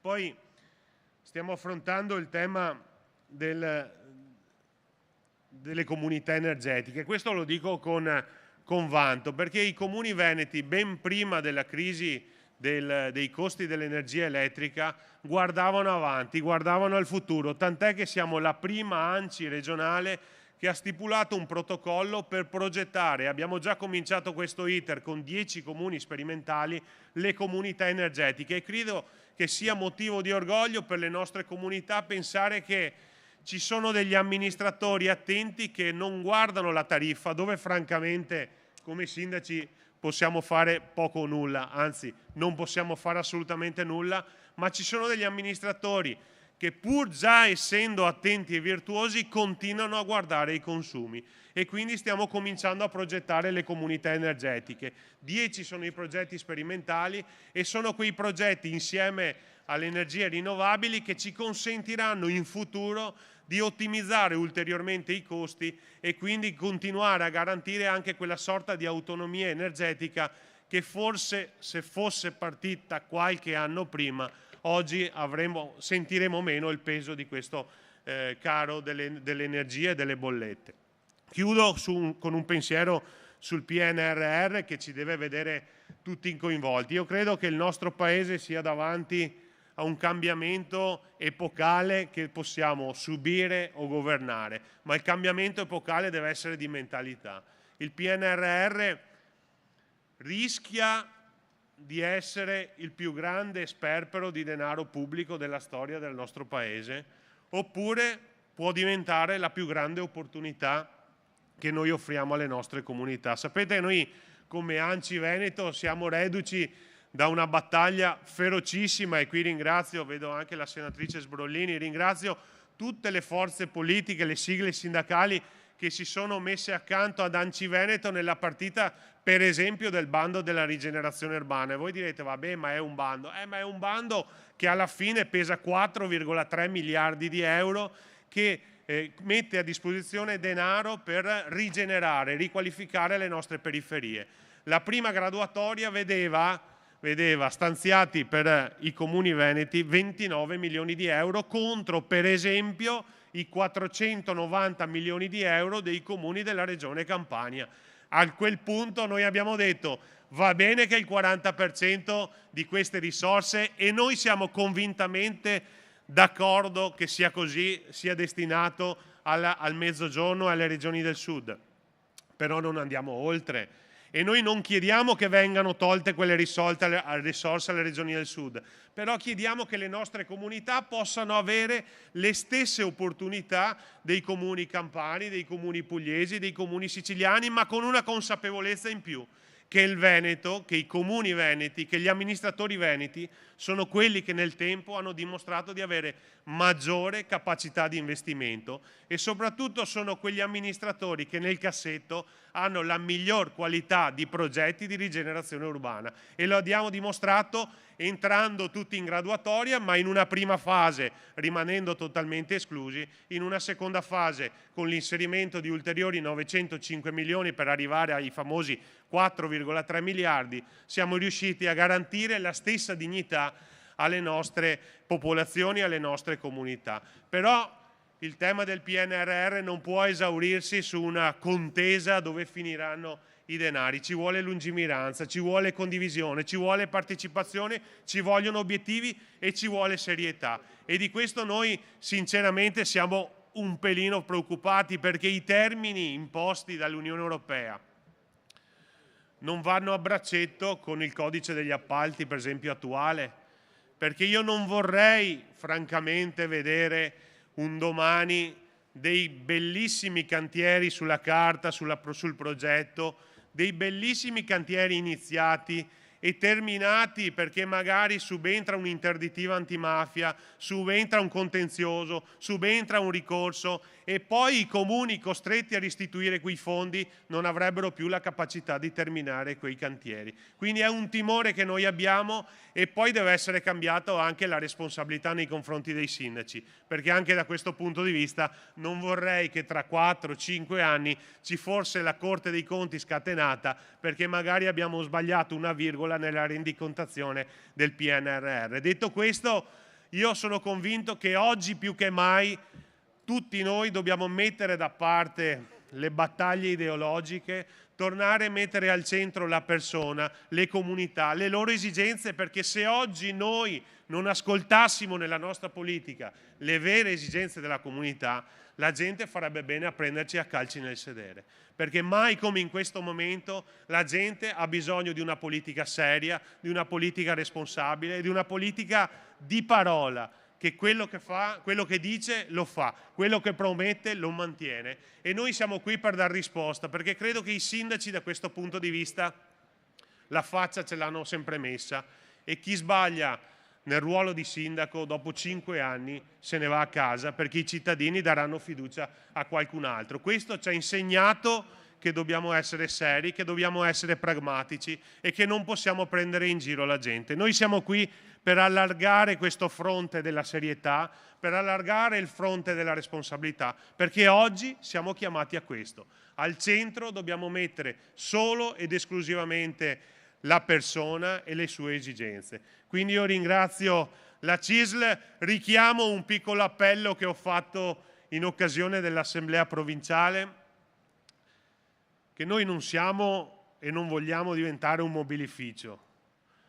Quindi va bene tavoli, van bene sedie, va bene poltrone, però oggi la gente ci chiede fatti.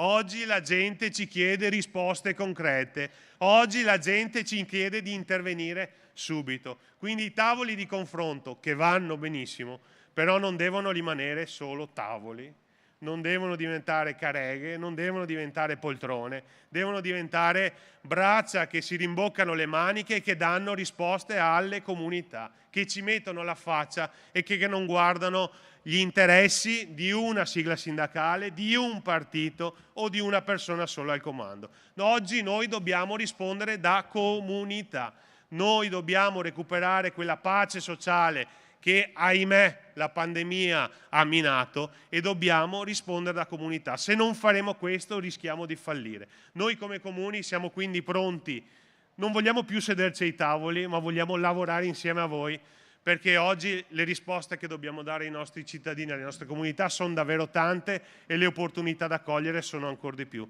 Quindi grazie alla CISL per questo ennesimo momento di confronto. Adesso mettiamoci a lavorare perché il tempo stringe, le esigenze sono tante e i cittadini ci chiedono risposte, ma grazie a voi, con la vostra sensibilità, la vostra conoscenza e la vostra presenza nel territorio, riusciremo ad essere ancora più sartoriali per dare esattamente quelle risposte. Grazie davvero a tutti. Grazie Presidente. Aggiungo al saluto e ringraziamento gli ospiti, il questore di Padova Sbordone Antonio e la senatrice Sbrollini. Comunico che è aperta la verifica poteri, che fino alle ore 13:30, poi riprenderà nel pomeriggio, è presso l'ufficio di segreteria. Invito chi in sala sta già discutendo e anticipando forse anche il dibattito, che è conveniente che questa discussione venga fatta fuori di questa sala, perché c'è un brusio che dà fastidio. Quindi ecco, lodevole discutere, però facciamolo fuori e non disturbiamo gli altri. Era previsto un intervento programmato di Stefano Marcon, che per una immediata cabina di regia del regionale sull'emergenza ucraina non potrà partecipare, ha mandato il proprio saluto. È invece previsto la lettura, che chiedo cortesemente alla Marie Pallaro di fare, del Ministro dei rapporti con il Parlamento Stefano D'Incà.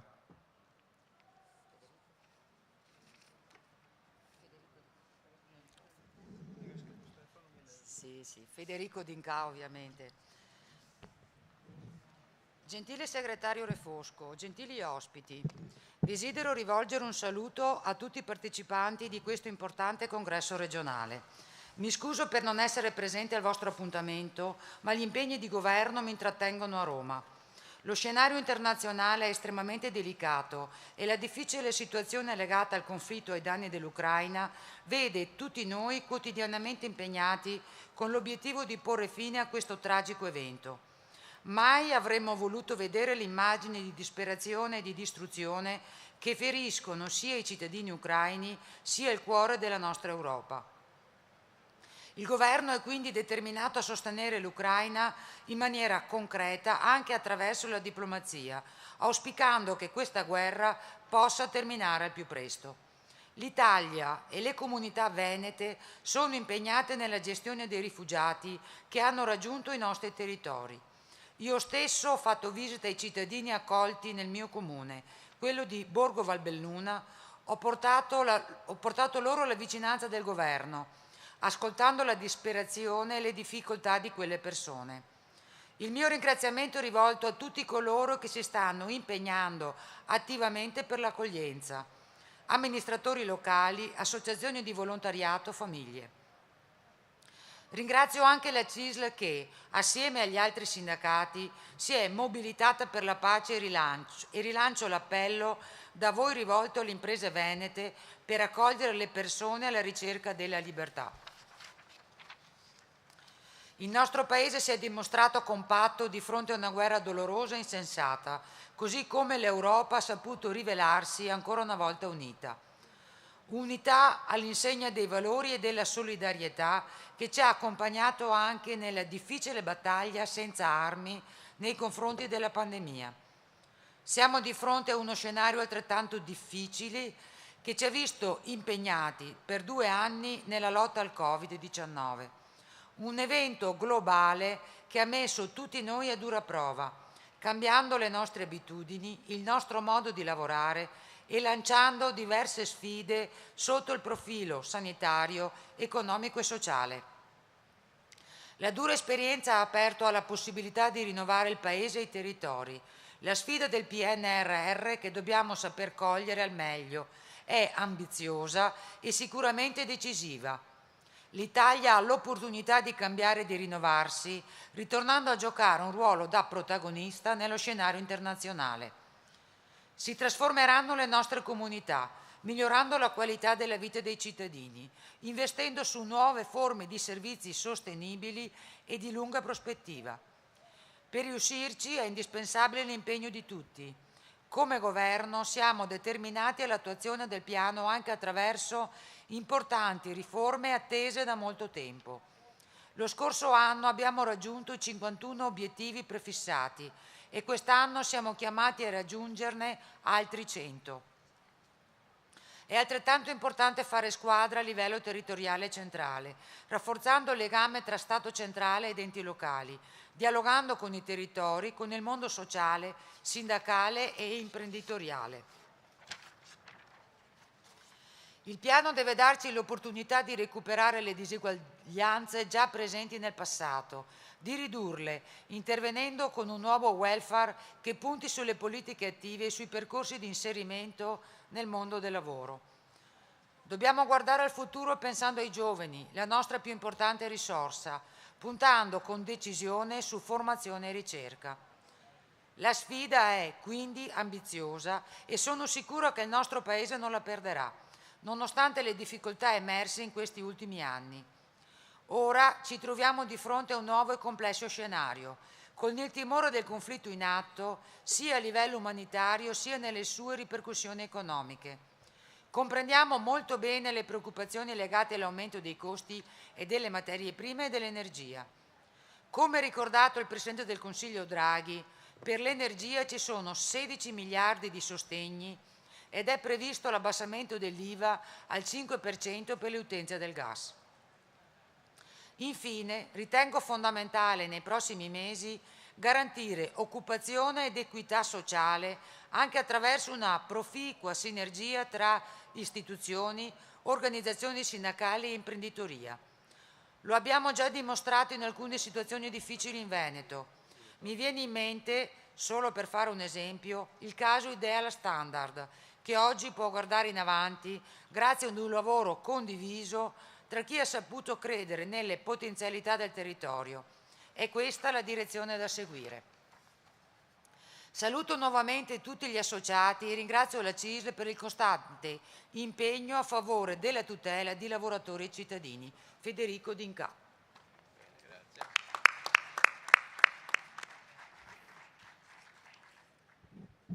Vi informiamo che domani sarà presente ai lavori la Ministra per la Disabilità Erika Stefani. Diamo ora lettura del messaggio di Renato Brunetta, del Ministro della Pubblica Amministrazione. Sempre cortesemente, grazie. Sì, certo. Allora do lettura della nota dei saluti del professor Renato Brunetta. Gentile segretario Refosco, dispiaciuto di non poter intervenire al vostro 13° congresso regionale, invio un saluto caloroso a lei, al segretario generale Sbarra e a tutti i partecipanti. Voglio esprimere un grande apprezzamento per il titolo che avete scelto, Ricomponiamo il lavoro. La ricomposizione del lavoro in un clima di coesione sociale è un fattore indispensabile per accompagnare l'attuazione del New Generation EU e la ricostruzione del Paese dopo la crisi sanitaria, sociale ed economica provocata dalla pandemia. Per questa ragione, il 10 marzo di un anno fa, a Palazzo Chigi, ho promosso e firmato, insieme al Presidente del Consiglio Mario Draghi, con i segretari generali di CGIL, CISL e UIL, il patto per l'innovazione del lavoro pubblico e la coesione sociale. Una cornice condivisa entro la quale iscrivere la trasformazione del lavoro nella pubblica amministrazione. Con il patto abbiamo sancito l'apertura di una nuova stagione di relazioni sindacali e di rinnovi dei contratti collettivi nazionali, linfa del cambiamento. Lo scorso gennaio è stato firmato all'ARA l'accordo per il rinnovo del comparto delle funzioni centrali, tradizionalmente apripista per tutti gli altri. Un contratto che dà concreta attuazione del milestone del Piano Nazionale di Ripresa e Resilienza relativo al pubblico impiego, con la revisione dell'ordinamento professionale e lo sviluppo delle carriere, l'introduzione della 4ª area relativa alle elevate professionalità, il rilancio della formazione e la previsione di differenziali stipendiali capaci di remunerare il maggior grado di competenze progressivamente acquisite dai dipendenti. Nel contempo, per la prima volta, si regolano il lavoro agile e il lavoro da remoto. Sono aperte all'ARAN anche le trattative per i dipendenti della sanità degli enti locali. Nelle scorse settimane, inoltre, al Dipartimento della Funzione Pubblica sono stati firmati dai ministri competenti e dai sindacati gli accordi di lavoro per il comparto difesa e sicurezza, per il soccorso pubblico e per la carriera prefittizia. Stiamo onorando tutti gli impegni, anche grazie al dialogo costante e proficuo con i sindacati. La rivoluzione in corso nella PA richiede il coinvolgimento attivo dei lavoratori, che il PNRR mette al centro della ricostruzione del Paese, con un'attenzione particolare riservata agli enti locali, ai quali abbiamo garantito non solo il rafforzamento delle capacità assunzionali, ma anche l'assistenza tecnica e progettuale per l'attuazione del piano. I territori devono essere messi nelle condizioni di cogliere tutte le occasioni di investimento e di rinascita che il PNRR offre. Da unico ministro veneziano ho l'orgoglio di annunciare che il 21 marzo il tour Italia Domani, dialoghi sul Piano Nazionale di Ripresa e Resilienza, iniziativa promossa dalla Presidenza del Consiglio per raccontare il PNRR, farà tappa a Venezia. È il secondo appuntamento in Veneto, dopo quello di Padova del 10 gennaio. Insieme ad altri colleghi di governo, agli esponenti delle istituzioni locali, ai rappresentanti delle parti sociali, agli studenti e ai cittadini, faremo il punto sulle opportunità per Venezia e per questa regione. La sfida per la costruzione di una nuova Italia è straordinariamente complessa, ma abbiamo i fondi, il programma e la visione per vincerla insieme. Buon lavoro a tutti voi, professor Renato Brunetta.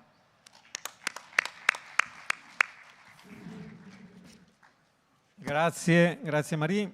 Ora diamo la parola a Giacomo Vendrame, del segretario della CGIL del Veneto.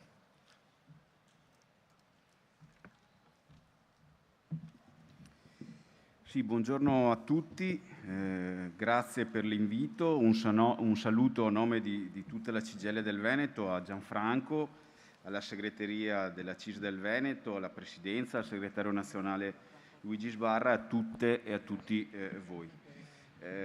Visto i tempi cercherò di essere molto sintetico rispetto tra l'altro a un'ampia e stimolante relazione che ha fatto Gianfranco, e cercherò di dare un contributo ai vostri lavori, perché come sempre i momenti congressuali sono momenti importanti di riflessione e decisione e di discussione. Io parto da un dato per cercare di dare appunto il mio contributo in maniera sintetica. Dal 2008 al 2021 il tasso di povertà del nostro Paese è raddoppiato. Questo la dice lunga rispetto a un peggioramento delle condizioni materiali delle persone che stanno all'interno del nostro Paese. Sono disuguaglianze, come è stato detto, che sono aumentate e che chiaramente parlano anche a noi e dell'azione conseguente che dobbiamo mettere in campo. Questo dato purtroppo sappiamo è un dato che rischia di peggiorare per il contesto che stiamo vivendo. Pandemia, guerra su cui, permettete, apro una brevissima parentesi.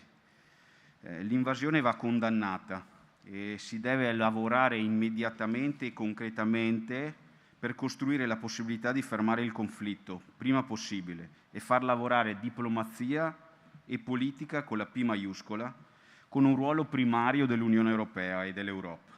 Ed è chiaro che parallelamente a questo tutti noi quotidianamente siamo impegnati nelle azioni di necessaria solidarietà rispetto alle tante persone che dall'Ucraina si stanno muovendo rispetto al nostro Paese. E permettetemi, e su questo lo diceva anche Gianfranco, su questo ambito, sull'ambito degli immigrati e dei profughi, CGIL e CISL UIL non hanno mai fatto mancare il loro supporto e non gestiscono la solidarietà a corrente alternata, come invece alcuni fanno. Ritorno, la guerra purtroppo ha degli effetti, lo si diceva, concreti sulla condizione del nostro Paese, sugli aspetti di carattere economico. ed è chiaro che questi elementi di criticità incidono sul tema del lavoro. Noi oggi siamo di fronte, proprio per i dati che dicevo prima, a una diffusione dell'incertezza delle persone, a una precarietà che, come spesso è stato detto, non è solo lavorativa ma anche di vita. E questa precarietà deve trovare risposta, parla a noi, al nostro ruolo rispetto a un lavoro che sta cambiando. Anche qui situazione di disagio che noi sappiamo essere forse ancora silente, ma purtroppo una situazione di disagio che a volte in qualche modo sfocia anche in un conflitto vero e proprio di carattere sociale. Rimango convinto che proprio per questo motivo negare a volte il conflitto sociale rischia in realtà di non permetterci di aggredire i motivi reali che generano questo conflitto. E quindi sulle ragioni di questo disagio noi dovremmo intervenire. E parla di precarietà, della necessaria lotta alla precarietà che dobbiamo fare, delle necessarie sfide che come organizzazioni sindacali dobbiamo cogliere rispetto ai tanti cambiamenti, e molti sono stati citati nella relazione, la sfida della formazione, la sfida del cambiamento tecnologico e via dicendo. Lavoro, guardate, che parla anche del problema di carattere salariale che abbiamo in questo Paese. D'altronde, se quei dati sono veri rispetto ai tassi di povertà, parlano proprio della necessità come il lavoro debba essere riportato al centro come soluzione di inclusione e elemento di prospettiva di progresso per tutti noi. Ma guardate che questa necessità di portare il lavoro, i lavoratori, le lavoratrici al centro parla in realtà di quello che abbiamo già vissuto, per come è stato detto, la pandemia, se l'abbiamo superata, e purtroppo non l'abbiamo ancora superata, ma se siamo nelle condizioni in cui siamo, sicuramente migliori oggi rispetto a tempo fa, è grazie allo sforzo di tantissimi lavoratori e lavoratrici che ogni giorno fanno il loro lavoro. E non mi riferisco solo all'ambito della sanità, ma tutto quell'ambito che in qualche modo ha sostenuto la situazione di emergenza in un periodo difficile come stiamo vivendo. Quindi tutti questi sono aspetti su cui bisogna assolutamente incidere. Abbiamo la necessità di ragionare in maniera concreta per riuscire a promuovere le condizioni di un reale cambiamento rispetto a questa situazione. Perché guardate, e ritorno al tema del disagio, quella statistica rispetto alla povertà, se guardata per classi di età, è addirittura peggiore, perché purtroppo i tassi di povertà sono doppi per i soggetti minorenni e per le generazioni più giovani. E questo la dice lunga rispetto a una prospettiva che dobbiamo costruire. Quel disagio, e permettetemi, il disagio che tutte le famiglie hanno vissuto nella precarietà della condizione della pandemia, nella gestione dei figli, scuola, non scuola, tutto questo è un disagio che va interpretato, va rappresentato e in qualche modo convogliato rispetto a prospettive future. Queste prospettive future, secondo me, vanno costruite all'interno del lavoro. Quindi valori come quelli della solidarietà, il difficile equilibrio tra individuo e collettivo, che sappiamo a volte essere troppo sbilanciato sull'individuo ultimamente, la necessità di ricostruire prospettive che siano davvero collettivi per tutti, penso siano delle sfide che dobbiamo assolutamente cogliere nella loro pienezza e nella loro importanza. Vengo all'ultimo argomento che volevo trattare, perché appunto non volevo assolutamente annoiarvi e semplicemente dare uno spunto di ulteriore riflessione. Sicuramente la situazione unitaria, e non mi sottraggo a questo argomento, non è una situazione particolarmente semplice. Sarei ipocrita e ho troppo rispetto di tutti voi per negare questa che è una situazione reale. Però permettetemi di sottolineare una cosa. Il lavoro quotidiano di tutti noi, nei territori, nelle categorie, nelle aziende, a livello regionale, lo diceva anche Gianfranco, è un lavoro che parla molto di unitarietà. È un lavoro che parla di uno sforzo assieme, congiunto, per riuscire a risolvere i problemi. Io penso che si debba ripartire da lì. Lo si diceva, con pragmatismo e responsabilità riuscire a costruire in qualche modo le soluzioni assieme per i lavoratori, le lavoratrici, le pensionati, i pensionati che noi rappresentiamo. Sicuramente non sarà semplice, sicuramente molte sono le sfide che dobbiamo affrontare, molte saranno anche le discussioni che dobbiamo aprire. Però permettetemi una battuta su questa. Si è parlato di essere all'altezza della propria storia e penso che noi tutti dobbiamo essere non solo all'altezza della nostra storia, in questo caso penso al movimento dei lavoratori più in generale, ma penso che noi tutti siamo chiamati a essere anche all'altezza delle sfide del presente e soprattutto delle sfide del futuro. E allora, la dico così, come una battuta, che ci piaccia o no, questo futuro dobbiamo affrontarlo insieme. E noi siamo convinti non solo che ci piaccia affrontarlo assieme, ma sia strettamente necessario affrontarlo assieme. E con questo mi auguro a tutti voi un buon lavoro. Grazie al segretario della CGIL del Veneto. La parola ora a Igor Bonatesta, segretario UIL Veneto.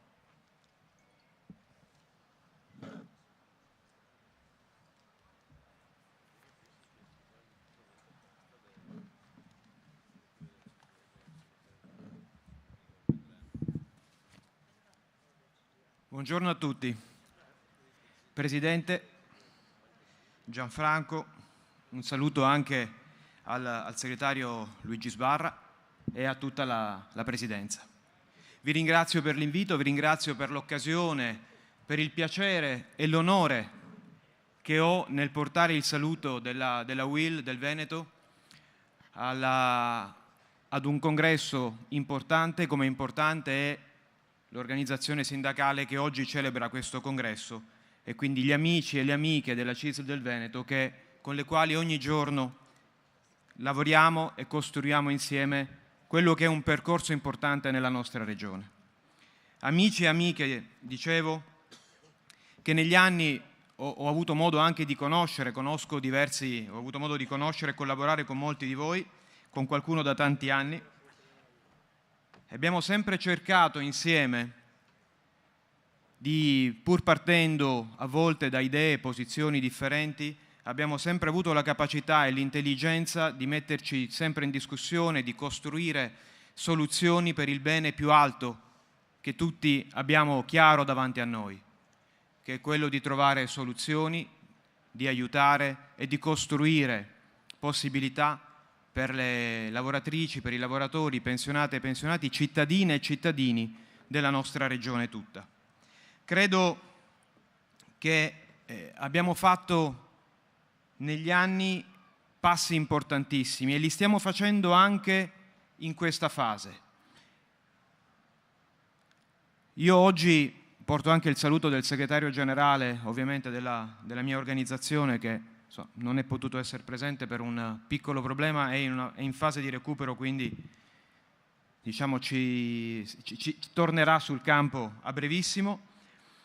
Oggi in questo saluto purtroppo lo avete detto e lo state vivendo. Gianfranco, tu la tua relazione l'hai aperta in maniera chiara, basando un'intera relazione che è complessa, è importante come il momento che stiamo vivendo, su un contesto che è evidentemente differente da quello che immaginavamo solo qualche settimana fa, ed è un contesto nel quale ci vediamo oggi ancora non usciti, e non dico non usciti pienamente, ma non usciti per nulla da una situazione pandemica che ci ha cambiato dal punto di vista del lavoro, dal punto di vista sociale negli ultimi 2 anni, ma pare purtroppo essere divenuto argomento secondario, anzi tolgo il pare, è divenuto argomento secondario dinanzi al dramma che stiamo vivendo in queste settimane, di una guerra assurda e sulla quale è necessario e voglio porre un chiarimento. Non c'è l'idea, noi abbiamo idee chiare, è ovvio ed è naturale che vuole la mia organizzazione, come ognuno di noi, vorrebbe che le armi cessassero di urlare immediatamente. Quello è l'obiettivo principale.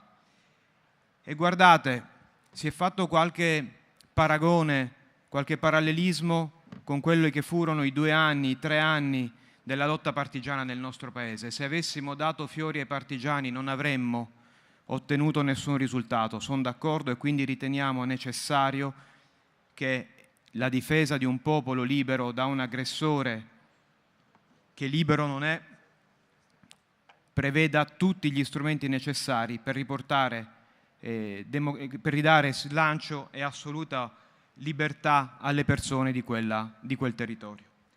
Credo che questa sia la priorità principale. Questo è il tema sul quale non possiamo certamente distinguerci su un tema come questo. E guardate che, e non voglio ovviamente entrare in questo tema purtroppo difficile, però guardate che in questo contesto è vero, ha ragione chi diceva che in questo contesto noi non siamo fuori da quello che sta accadendo. Non lo siamo perché abbiamo sempre più bisogno, oggi ce ne rendiamo conto più di ieri sicuramente, che c'è bisogno di un'Europa dei popoli, ci rendiamo conto più di ieri che c'è bisogno di un'Europa che sia capace di avere la propria politica di difesa, di avere la propria politica inclusiva di nazioni e paesi vicini che vogliono, che sono e che si sentono fortemente europei.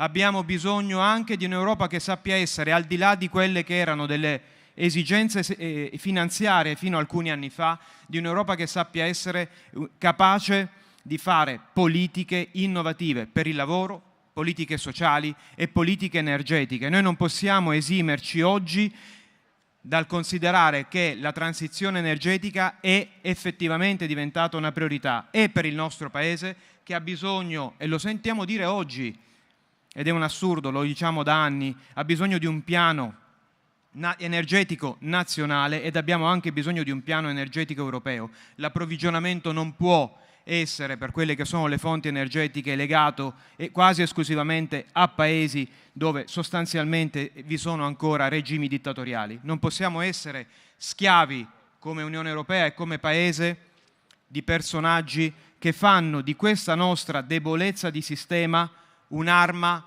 ulteriore per attaccare la libertà di altri paesi. Paesi a noi vicini, perché come dire, le distanze sono molto minori di quelle che siano le mere distanze chilometriche. Credo che in questo si debba poi, in questo piano, in questa esigenza di una politica energetica nazionale, si leghi fortemente anche il tema dell'impatto sociale che stiamo vivendo. Un impatto che viviamo sempre più forte in questa fase, che è quello di un rincaro terribile, mostruoso dei costi dell'energia e che sta toccando punte e vette mai viste e che ovviamente metterà in difficoltà non solo le imprese, ma ogni singola famiglia del nostro Paese e della nostra regione. Guardate, noi abbiamo bisogno che in un piano energetico nazionale, in una transizione energetica generale, si debba ancora di più sottolineare l'esigenza che bisogna fare una transizione energetica e sociale nel nostro Paese affinché le famiglie, casa per casa, famiglia per famiglia, possano cercare di non subire l'impatto di quello che sta accadendo dal punto di vista economico, dopo 2 anni drammatici che abbiamo vissuto. Il lavoro ne risentirebbe, già ne risente il lavoro, perché rischiamo oggi più che mai di dover combattere, lo dicevi bene Gianfranco prima nella relazione, sfruttamento, precarietà che rischia di aumentare, il caporalato che hai citato, lavoro nero, le molestie sui luoghi di lavoro. Questi sono i nemici che dobbiamo combattere insieme come organizzazioni sindacali in questo territorio. Nel lavoro che cambia purtroppo vediamo che i problemi stanno continuando a permanere ed alcuni si acuiscono ancora di più. Guardate, noi insieme, UIL, CGIL e CISL, stiamo lavorando fortemente anche con la Regione su un piano di politiche attive complesso, difficile da mettere in atto, ma con la volontà comune, insieme anche alle parti datoriali, di ricercare soluzioni sui temi del lavoro, che sono i nostri temi, ma non sono i nostri temi esclusivi, come dicevo prima. Noi dobbiamo, insieme ai temi del lavoro, sottolineare ed evidenziare ancora di più l'importanza che c'è e che riveste per noi il tema della sicurezza sul lavoro. Sicurezza a tutti i livelli, sicurezza per le aziende grandi, grandissime, ma anche una sicurezza che va diffusa oggi più che mai nelle piccole e piccolissime realtà. Quelle realtà che sono lontane dai nostri radar, quelle nelle quali riusciamo a penetrare solo grazie a un sistema bilaterale che ci permette di verificare, confrontare, andare a cercare e a trovare soluzioni e anche ad assistere quelle piccole realtà che hanno bisogno e che hanno la volontà di lavorare in sicurezza.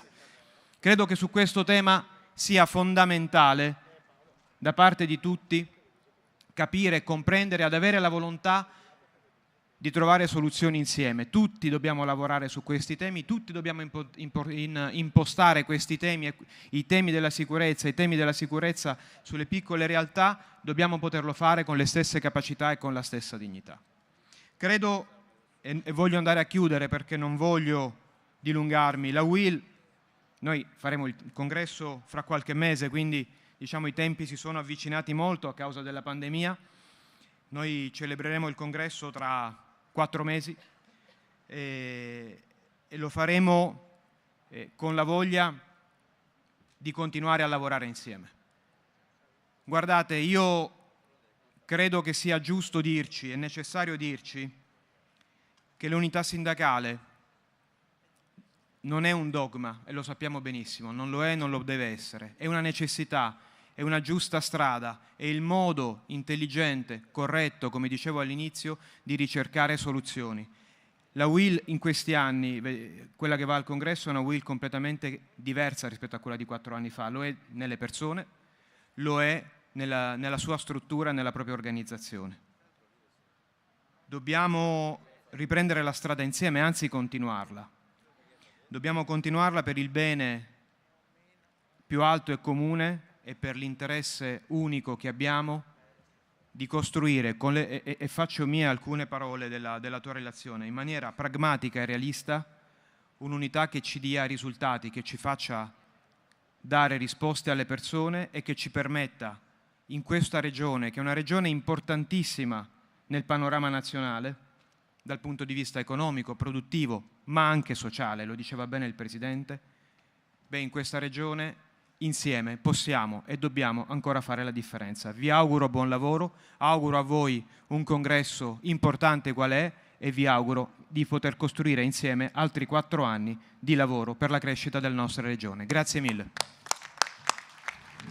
Grazie Igor Bonatesta, segretario UIL Veneto. Vi comunico che i lavori, ci sono ancora 5 interventi programmati, i lavori si concluderanno molto probabilmente verso le ore 14, quindi i lavori continuano e invito ancora a ridurre o eliminare quel brusio che è così fastidioso. Continuiamo le discussioni, ma per favore facciamole fuori. Chiedo alla regia di mettere il video che è con l'intervento di Marco Ferrero, che è il portavoce del Forum Veneto Terzo Settore. Grazie. Buongiorno a tutte, buongiorno a tutti, buongiorno alla Presidenza del Congresso, ai delegati, alle autorità e agli ospiti di questa importante iniziativa. Ringrazio sentitamente dell'invito a portare un saluto e un piccolo contributo in questo importante momento di confronto che è certamente interno all'organizzazione, la CISL, una grande organizzazione democratica nel nostro paese, nella nostra regione, ma anche un confronto aperto, come è sempre stato nello stile della CISL e della CISL del Veneto. Vi porto il saluto come portavoce del Forum del Terzo Settore, che colgo l'occasione di ricordare essere l'ente maggiormente rappresentativo del Terzo Settore sia a livello nazionale sia a livello regionale, sulla scorta della certificazione, diciamo, di maggiore rappresentatività conseguente alle disposizioni del Codice del Terzo Settore.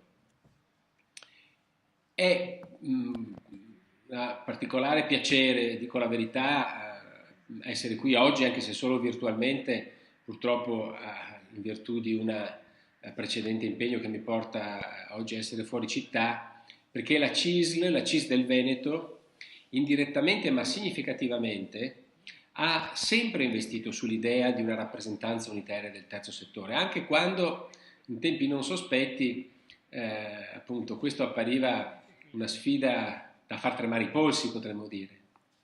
Lo ha fatto e lo fa tuttora attraverso un confronto costante ai massimi livelli dell'organizzazione, devo dire, e di questo sono profondamente grato, siamo profondamente grati, ma anche attraverso il contributo fattivo e quotidiano di alcuni dirigenti, diciamo, prestati al forum, messi in campo da alcune organizzazioni promosse dalla CISL, quali l'Anteas, l'ANOF o la Diconsul. E devo dire che appunto questo tipo di contributo è stato in alcuni momenti della vita del forum, e quindi anche un po' di quello che cerchiamo di fare quotidianamente, davvero fondamentale. Quindi un ringraziamento che non è solo così formale, ma è veramente frutto di una costante vicinanza, confronto e condivisione, mi viene da dire, non solo di valori, ma anche di iniziative, di prassi, di riflessioni. Dicevo, una sfida da far tremare i polsi, perché il terzo settore, e quindi il forum quale ente di rappresentanza, è un qualcosa di estremamente composito. In Veneto parliamo di quasi 30.000 organizzazioni, dalle piccolissime alle grandi realtà, alle grandi reti associative o della cooperazione sociale. Nel forum del terzo settore fanno parte, quindi nella compagine sociale, ma appunto in generale nel terzo settore è annoverabile tutto il volontariato, compreso il volontariato del dono, quello delle croci, la Croce Verde, la Croce Rossa, la cooperazione sociale appunto, ma anche le Proloco, le comunità di accoglienza, le fondazioni private che promuovono e gestiscono le RSA, le associazioni di promozione sociale, le associazioni di promozione sportiva, l'associazionismo ambientalista. Insomma, tante realtà molto diverse, sia per attenzione a specifiche problematiche, sia per modalità organizzative. Il codice del terzo settore in qualche modo ci ha dato ragione, cioè la riforma del 2017 ci ha dato ragione, perché ha riconosciuto anche normativamente che questo sforzo di tenere insieme tante anime, tante specificità, era in realtà accomunato da una serie di aspetti unitari, potremmo dire, o comunque convergenti, e che sono fondamentalmente tre: la matrice volontaristica delle varie forme di economia civile organizzate dagli enti del terzo settore, è la prima, certamente. Il volontariato è l'elemento fondante che, anche quando poi si traduce in forme organizzative più complesse e più professionalizzate, quali appunto quelle della cooperazione sociale, però, come dire, ne costituisce pur sempre la matrice di riferimento. Guai se non fosse così.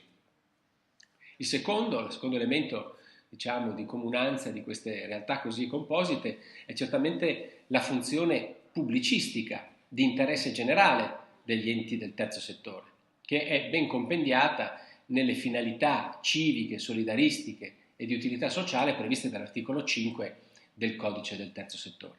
E il terzo elemento, che in qualche modo ne discende inevitabilmente, è la politicità con la P maiuscola, mi sia consentito di dire, dell'azione volontaria o professionale degli enti del terzo settore.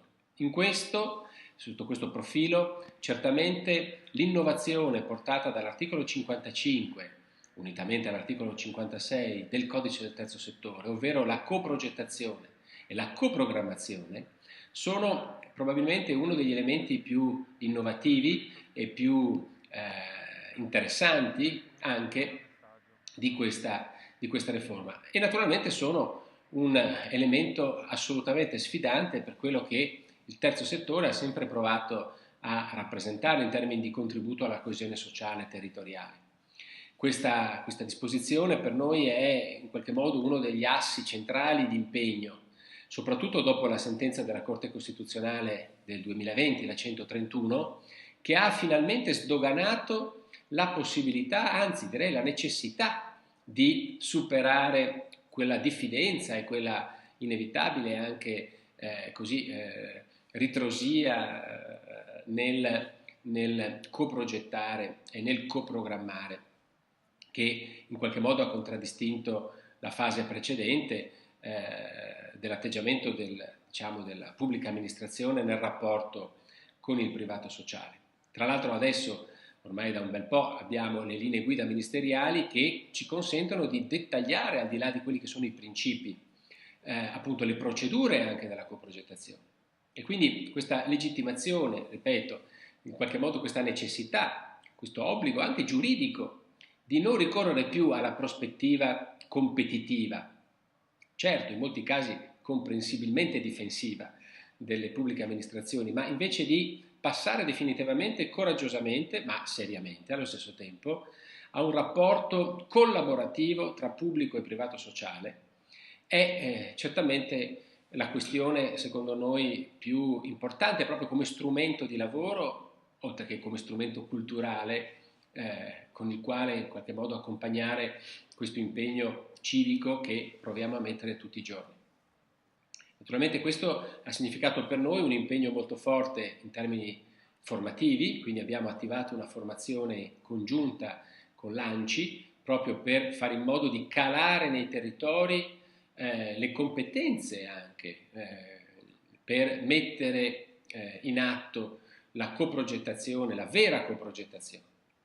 Ed è anche in questa logica che, in qualche modo duplice, che ci siamo attivati proprio recentissimamente per tentare di dare un contributo alla importantissima partita che è quella del PNRR, dove sappiamo bene la difficoltà degli enti locali, soprattutto quelli diciamo di piccole dimensioni, a giocare questa partita in maniera efficace. Per questo abbiamo scritto ai sindaci degli ambiti, degli ATS, per questo ci siamo fatti parte diligente, per questo stiamo partecipando attivamente sia nella dimensione diciamo di rappresentanza regionale in chiave di coordinamento, che è propria del forum, ma anche e soprattutto grazie alla presenza delle nostre reti associative della cooperazione sociale, che oltre a essere capillarmente presenti sul territorio e molto centrate sui bisogni sociali, anche quelli nuovi ed emergenti, sono anche afferenti e affiliate in una dimensione di carattere diciamo di secondo livello e quindi con una capacità anche di sintesi organizzativa che molto spesso manca diciamo alle realtà di base. Quindi mettiamo a disposizione questo tipo di struttura organizzativa e di competenze proprio per tentare di non perdere le occasioni che oggi abbiamo e che doverosamente è necessario rendere come dire, utili e soprattutto efficaci. Quindi concludo ancora ringraziando la segreteria, il segretario generale in particolare della CISL che così ci ha invitato, mi ha invitato a portare questa brevissima riflessione di saluto e per dire che noi ci siamo sia in una dimensione di prossimità, ci siamo anche in una dimensione di coordinamento e di sintesi. Quindi con un grande augurio di buon confronto e di buon lavoro alla CISL del Veneto, ringrazio e saluto tutti. Buon lavoro. Ringraziamo Marco Ferrero. La parola ora a Domenico Noviello, Presidente di Solidarietà Veneto.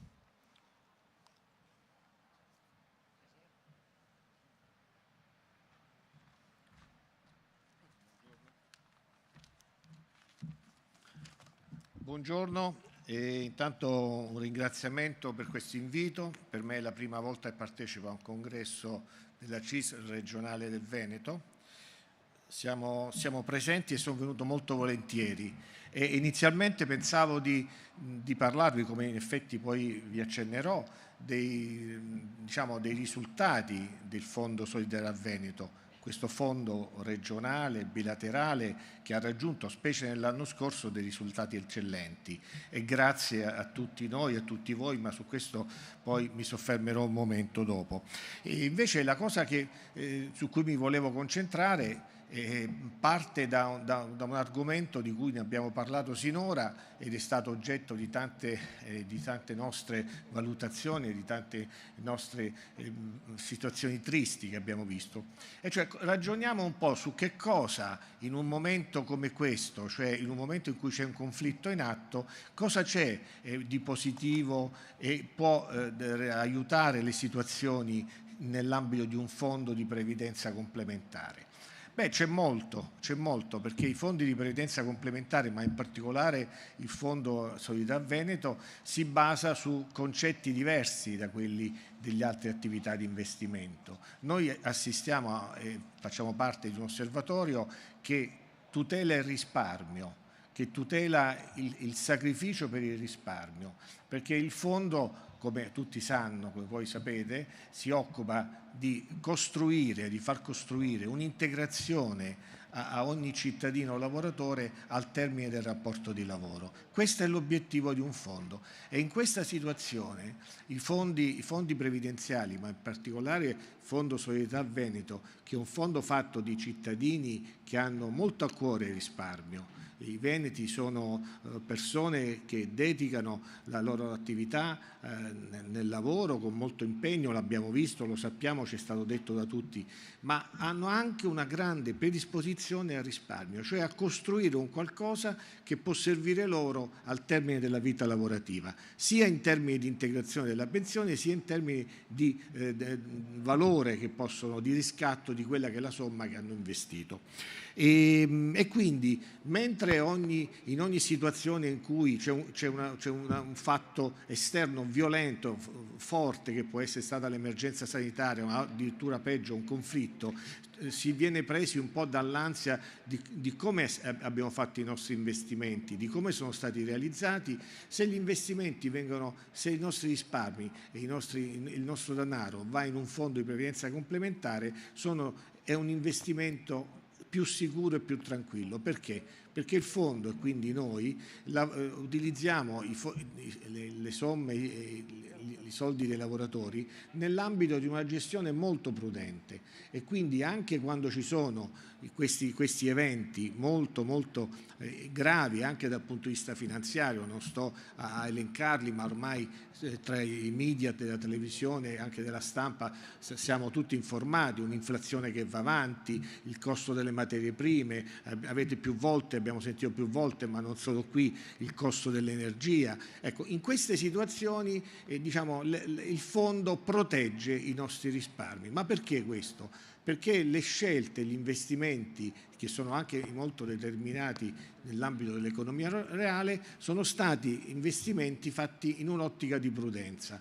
Quanti di voi, girando nelle aziende, parlando con i lavoratori, si sono sentiti e si sentono dire: bene, investo in un fondo complementare, penso a quello che sarà la mia vita dopo la fine dell'attività lavorativa, preferisco guadagnare un punto in meno, ma essere sicuro che se le cose vanno male, comunque quella somma che ho versato nella giusta rivalutazione mi verrà restituita.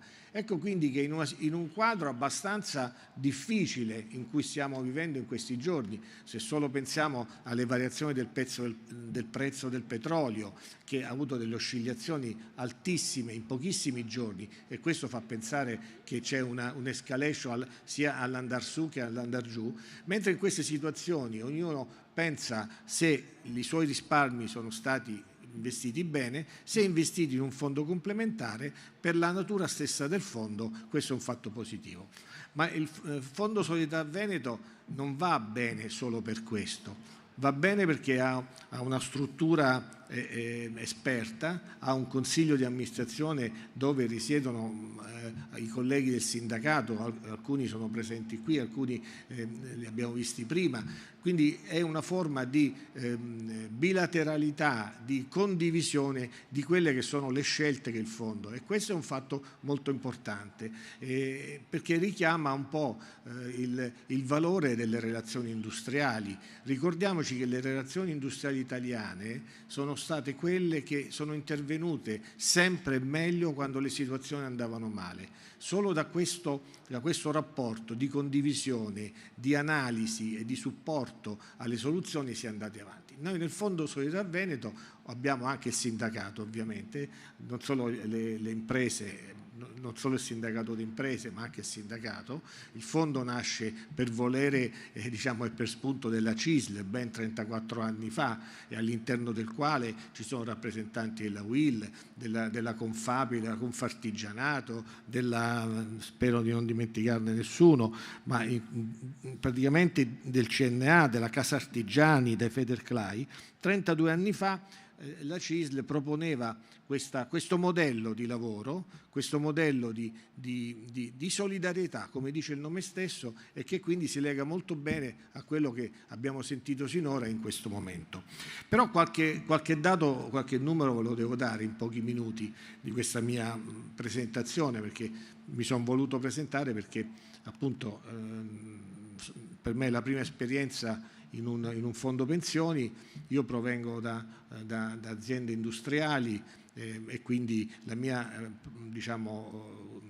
attività era rivolta su altri argomenti. Il fondo praticamente oggi ha 120.000 iscritti, quindi un fondo regionale che va molto molto bene e gestisce 2 miliardi di euro di investimenti. È un patrimonio che è molto importante, che ultimamente stiamo con particolare attenzione impiegando e rivolgendo nella parte dell'economia reale, principalmente e sostanzialmente nella regione Veneto, ma non solo. Interessante a noi fare degli investimenti che siano redditizi per i nostri iscritti, e praticamente è un fondo che, proprio per parlare di economia reale, ha investito ad oggi 150 milioni di euro. Cosa possiamo prevedere per il futuro? Veniamo al futuro. Beh, oggi come oggi qui noi stiamo parlando di un fondo pensioni di tipo privatistico, perché il sistema normativo italiano e anche gli assetti contrattuali non consentono di estendere questo fondo ad altre aree merceologiche, chiamiamole così, e quindi mi viene in mente le aree delle utility, le attività che sono svolte dal terziario, il pubblico impiego. Qui abbiamo dei vincoli che non ci consentono di allargare la nostra sfera di applicazione, che sarebbe invece molto positiva, in quanto ci consentirebbe sulla scorta di questo nostro modo di lavorare di raggiungere dei buoni risultati. Speriamo che qualcosa si possa modificare o muovere con l'accreditamento che ci auguriamo di avere dalla Regione Veneto a breve, in virtù di una normativa del 2017, la numero 56.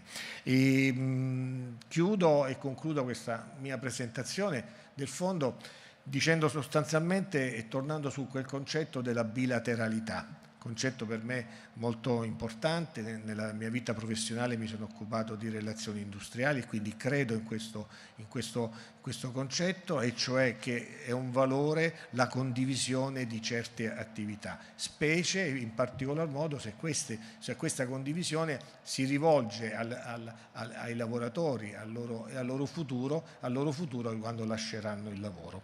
E con questo voglio non solo ringraziare appunto il segretario generale, di cui ho apprezzato la relazione e l'ho seguita con molta attenzione.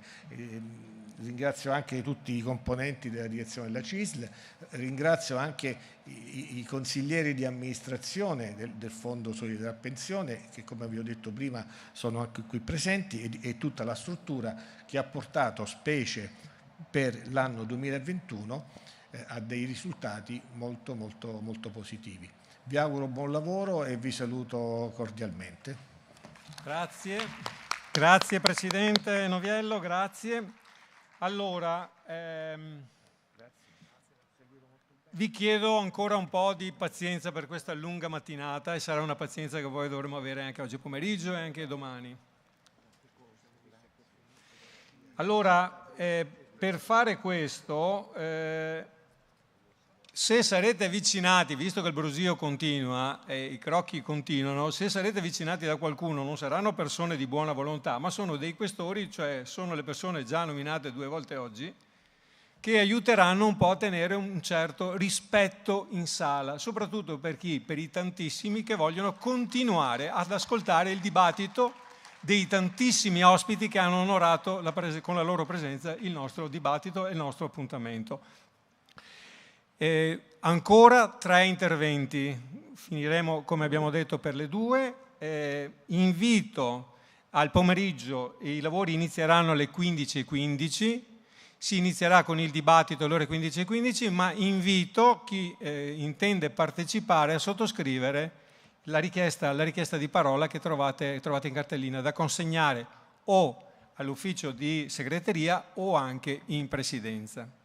Quindi continuiamo con queste precisazioni, e anticiperei l'intervento di Maria Luisa Longo, che è Presidente dell'Anfas Veneto, con un video. Grazie alla regia.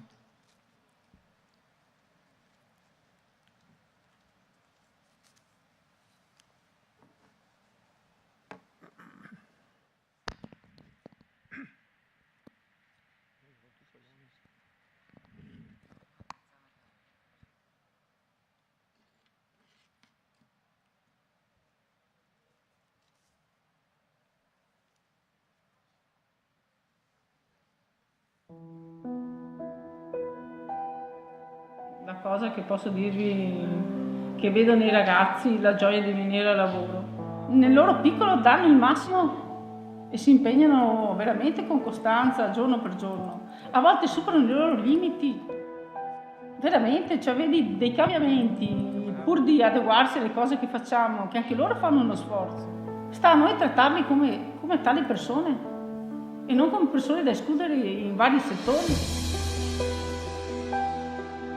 La fondazione esiste da fine 2007 e si occupa praticamente di persone con disabilità. E all'interno dei lavori in corso si possono trovare le cose che noi facciamo, le persone vanno a lavori in corso e fanno le ordinazioni, si fanno bomboniere, si fanno cose anche su numeri grandi, come è stato anche realizzare i vasi poggiamessoli per CISL Veneto, che ringraziamo anche per aver pensato a noi.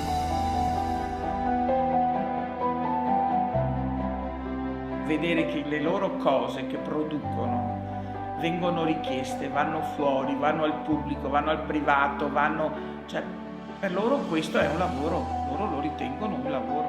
Quindi la felicità dei ragazzi nel vedere l'oggetto finito, confezionato, dove loro possono dire sì, l'abbiamo fatto noi, con l'aiuto però l'abbiamo fatto. Poi loro in realtà, essendo così allegri, così belli, così attivi, con la voglia di fare, sì, sicuramente ti arricchiscono tantissimo. A volte hanno dei pregiudizi verso queste persone che sono sbagliatissimi, perché fanno le stesse cose che facciamo noi indipendentemente e li fa sentire importanti, li fa sentire persone.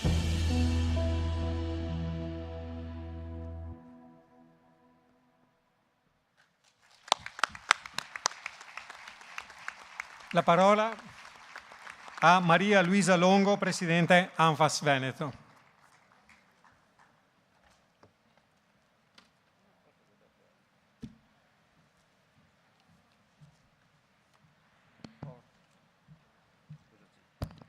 Buongiorno, ringrazio, correggo però, sono Presidente di ANFAS Riviera del Brenta.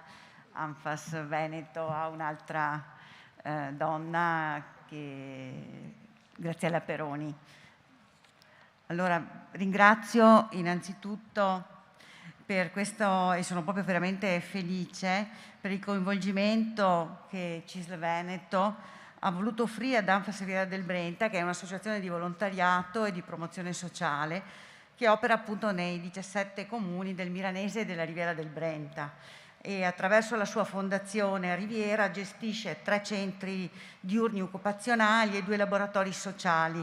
Uno è un negozio che offre appunto l'oggettistica prodotta nei centri diurni e l'altro un laboratorio per la produzione di biscotti. Questa è un'importante occasione per presentare il lavoro di tante persone con disabilità e operatori e per affermare che l'occupazione è un diritto e un dovere di tutti, anche per le persone con disabilità e più fragili o svantaggiate. La nostra associazione si impegna ogni giorno per la valorizzazione di queste persone e per aiutare la famiglia nel lavoro di cura. E il primo atto di questo nostro impegno è quello di cercare alleanze per costruire un territorio più inclusivo e che sia facilitante. Grazie ancora, perché questa è una platea importante per noi. Grazie. Grazie a Maria Luisa Longo, Presidente dell'ANFAS Veneto. Ora la parola a Giorgio Sbrissa, amministratore delegato ENAIP e Presidenza Forma Veneto.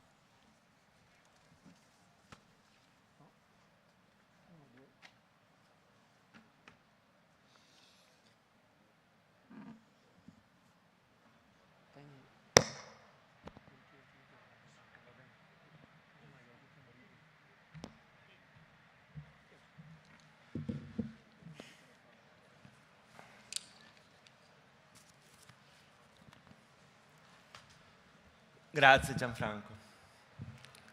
Grazie a tutti. Io oggi mi sento a casa. E in questo sentirmi a casa, lo dico in maniera veramente forte e di cuore,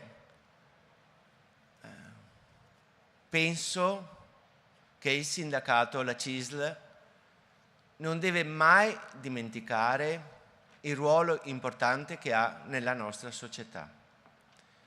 Io oggi sono l'amministratore delegato di Enep Veneto, sono il presidente di Forma Veneto. Forma è l'associazione che riunisce tutti, quasi tutti, gli enti a movente ideale che fanno istruzione e formazione in Veneto. Ma il sindacato è parte fondamentale del sistema educativo. È parte così forte, e scusatemi, a volte ve lo dimenticate, perché è il portatore dei diritti sociali, dove ci sta anche il lavoro. Io oggi mi sono emozionato. Quando è partito il filmato iniziale, ho riletto la mia storia. Io non so, starà a voi giudicare o ad altri giudicare se il mio comportamento sia coerente rispetto ai valori che credo possiamo sovrapporre. Ma se questo è, lo devo in maniera forte ad alcune persone del sindacato. Stavo sorridendo, ho Franca davanti, e io non so neanche se ero lavoratore o non ero lavoratore, ma sicuramente qualcuno nella mia testa tante cose ha messo dentro. C'era Giorgio Santini, e oggi io a loro devo tanto a loro, e credo che la mia passione per i diritti sociali è un dono che mi ha dato il sindacato attraverso queste persone, ma non solo a me, a molti di noi, allora giovani. Vi porto, e sarò breve perché ormai è tardi e noi abbiamo i nostri ragazzi in questa fase lavorativa, vi porto alcune parole del sindacato, forse. Lavoro decente, autonomia finanziaria, aggiungo fra parentesi donne, formazione lavoro, difficoltà fare carriera, sostenibilità ambientale. Penso che su queste parole tutti ci troviamo. Queste sono, la trovate oggi sul Sole 24 Ore, un'indagine fatta su 3.000 ragazzi, non più tardi di qualche mese fa, e gli è stato chiesto quali fossero le cose più importanti oppure che più avrebbero potuto portare ansia nel futuro. Se dovessimo fare una mappa strategica dei nostri giovani oggi, credo che questa mappa strategica potremmo sovrapporla a molte caselle della mappa strategica della CISL. Credo che questo sia sufficiente perché in noi tutti si riponga una nuova attenzione a questi ragazzi che hanno bisogno, insieme con voi, di questi temi. Ve li rileggo. Lavoro decente, autonomia finanziaria, formazione e lavoro, difficoltà a fare carriera sappiamo, hanno ragione, e sostenibilità ambientale. Rispetto a una medesima analisi, cos'è cambiato? Formazione e lavoro è aumentata come richiesta da parte dei ragazzi, come bisogno.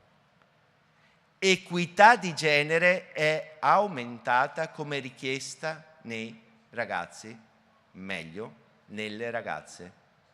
Ho detto prima ragazzi e ragazze, lo capite perché? Perché anche questo è importante. E inclusione. Era il 2012, c'è un bar in Bruxelles che si chiama Cirio, Le Cirio. È un bar dove fanno molte birre e si discuteva del sistema duale tedesco. Io non ne posso più di questo sistema duale tedesco. Non ne posso più anche perché lo conosco e anche perché non è che c'è l'apprendistato in Germania e quindi sono tutti occupati, perché non funziona proprio così. Ed è anche altra cosa. Ma allora dovevamo rimmaginare di riportare il tema del lavoro nella scuola, nel sistema educativo complessivo, non solo nell'ambito dell'istruzione e della formazione professionale. E quindi, alla terza birra, dissi, poniamo politicamente il problema della, chiamiamola così, della via italiana al sistema duale, che poi si è concretizzato in legge nel 2015. Credo che questo tema, il tema del lavoro nel sistema educativo, debba essere ripreso con forza. Sappiamo la questione dell'apprendistato, sappiamo la questione dell'alternanza al lavoro, stiamo facendo ancora troppo poco. Nei nostri sistemi educativi poco è presente il tema del lavoro. Poco è presente il tema del lavoro, soprattutto in ambito di ruolo del lavoro nella nostra società. E i ragazzi ce lo chiedono. Ci facciamo tante volte problemi. I ragazzi ce lo chiedono. È il dato, leggetevelo, Sole 24 Ore di oggi, ma non basta. Penso che tutti lo sappiamo. A volte pensiamo che nei ragazzi il tema del lavoro non sia presente. È fortemente presente, come è fortemente presente il lavoro in un quadro anche di sostenibilità e di equità di genere. Non è sufficiente l'istruzione e la formazione professionale per quanto possa essere vicina a tutti noi. Dobbiamo fare questo percorso e riprenderlo insieme e non aver paura a parlare di lavoro alle ragazze e ai ragazzi. Dobbiamo farlo. Oggi io sono onorato qui con voi e rappresento Forma Veneto. Forma Veneto è quello che incontrerete fra poco, spero pochi minuti, quando vi siederete a mangiare. Se avete bisogno di ulteriori conferme, guardate negli occhi queste ragazze e questi ragazzi e penso che ci ritroveremo tutti insieme nel nostro cuore. Grazie. Grazie Presidente. Ora la parola per l'ultimo intervento a Federico Pendin, Presidente di DF Formazione.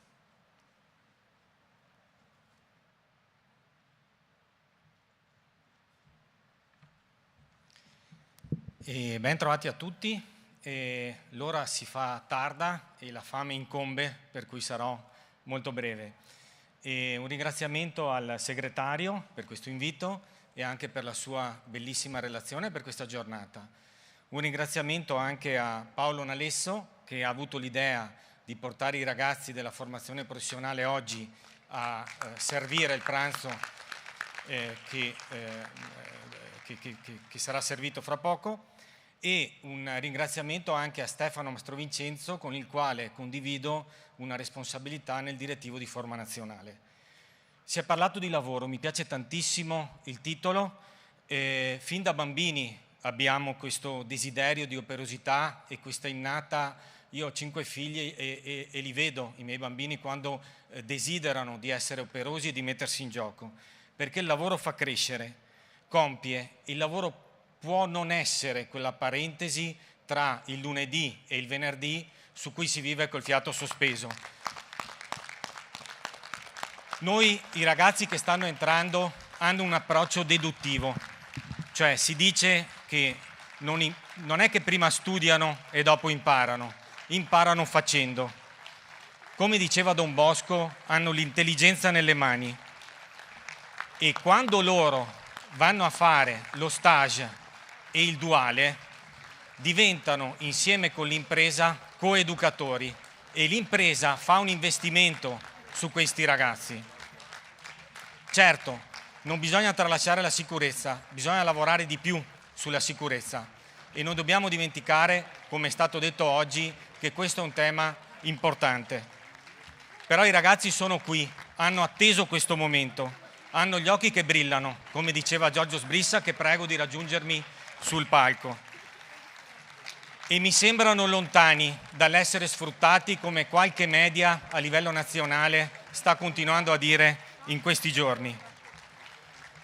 Siamo soliti spiegare ai ragazzi l'evento che andiamo a realizzare. Quando mi hanno chiesto cos'è la CISL, io ho risposto loro che la CISL sono un insieme di persone che aiutano i lavoratori a stare meglio. Allora qualcuno mi ha chiesto, ma sono degli psicologi? Io ho detto, beh, non proprio, però non andiamo molto lontano, ecco, da questo tipo di servizio. E tra di loro ci sono anche degli ucraini, credo, per un progetto voluto da Giorgio Sbrissa, il nostro presidente, che ha accolto la possibilità di accogliere appunto degli studenti che vengono da fuori. Il lavoro può essere una componente che rende la vita degna di essere vissuta. Come diceva Benigni, nella vita è bella, il cameriere è il più bel mestiere del mondo perché serve tutti ma non è servo di nessuno. Con questa dignità che non abbiamo inventato noi, ce la ritroviamo in eredità questa dignità.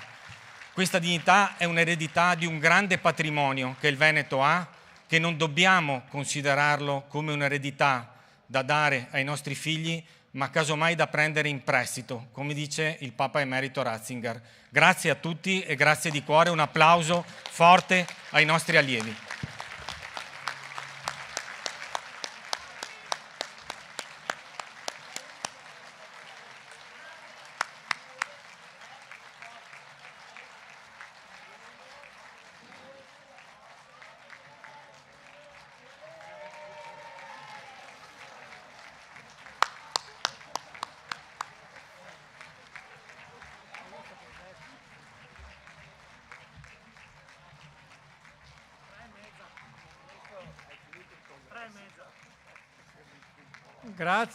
Grazie anche con questo bellissimo fuori programma.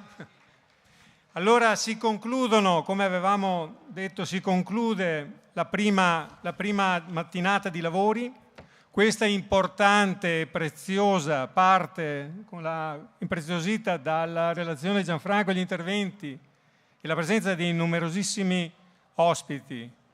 Riprendiamo i lavori alle 15:30, inizierà il percorso del dibattito. Ricordo i 10 minuti previsti per interventi, ma invito tutti da subito a prenotare l'intervento in modo di garantire anche i futuri tempi previsti. I lavori di oggi si concluderanno con l'intervento del nostro segretario generale Luigi Sbarra. Ringraziamo l'ENAIP e l'ADF Formazione per il pranzo e un invito, visto che abbiamo applaudito, facciamolo sempre, ma per chi ci porterà e farà il servizio ai tavoli, aggiungiamo un grazie quando riceviamo quanto ci viene offerto, un ringraziamento proprio per valorizzare, soprattutto per chi sta studiando. Facciamolo sempre, ma in particolar modo oggi ringraziamo appunto chi farà il servizio a tavolo, ringraziando loro, ma anche attraverso loro chi è meno visto, ma garantisce comunque il pasto a tutti noi. Grazie ancora e arrivederci nel pomeriggio alle ore 15:30.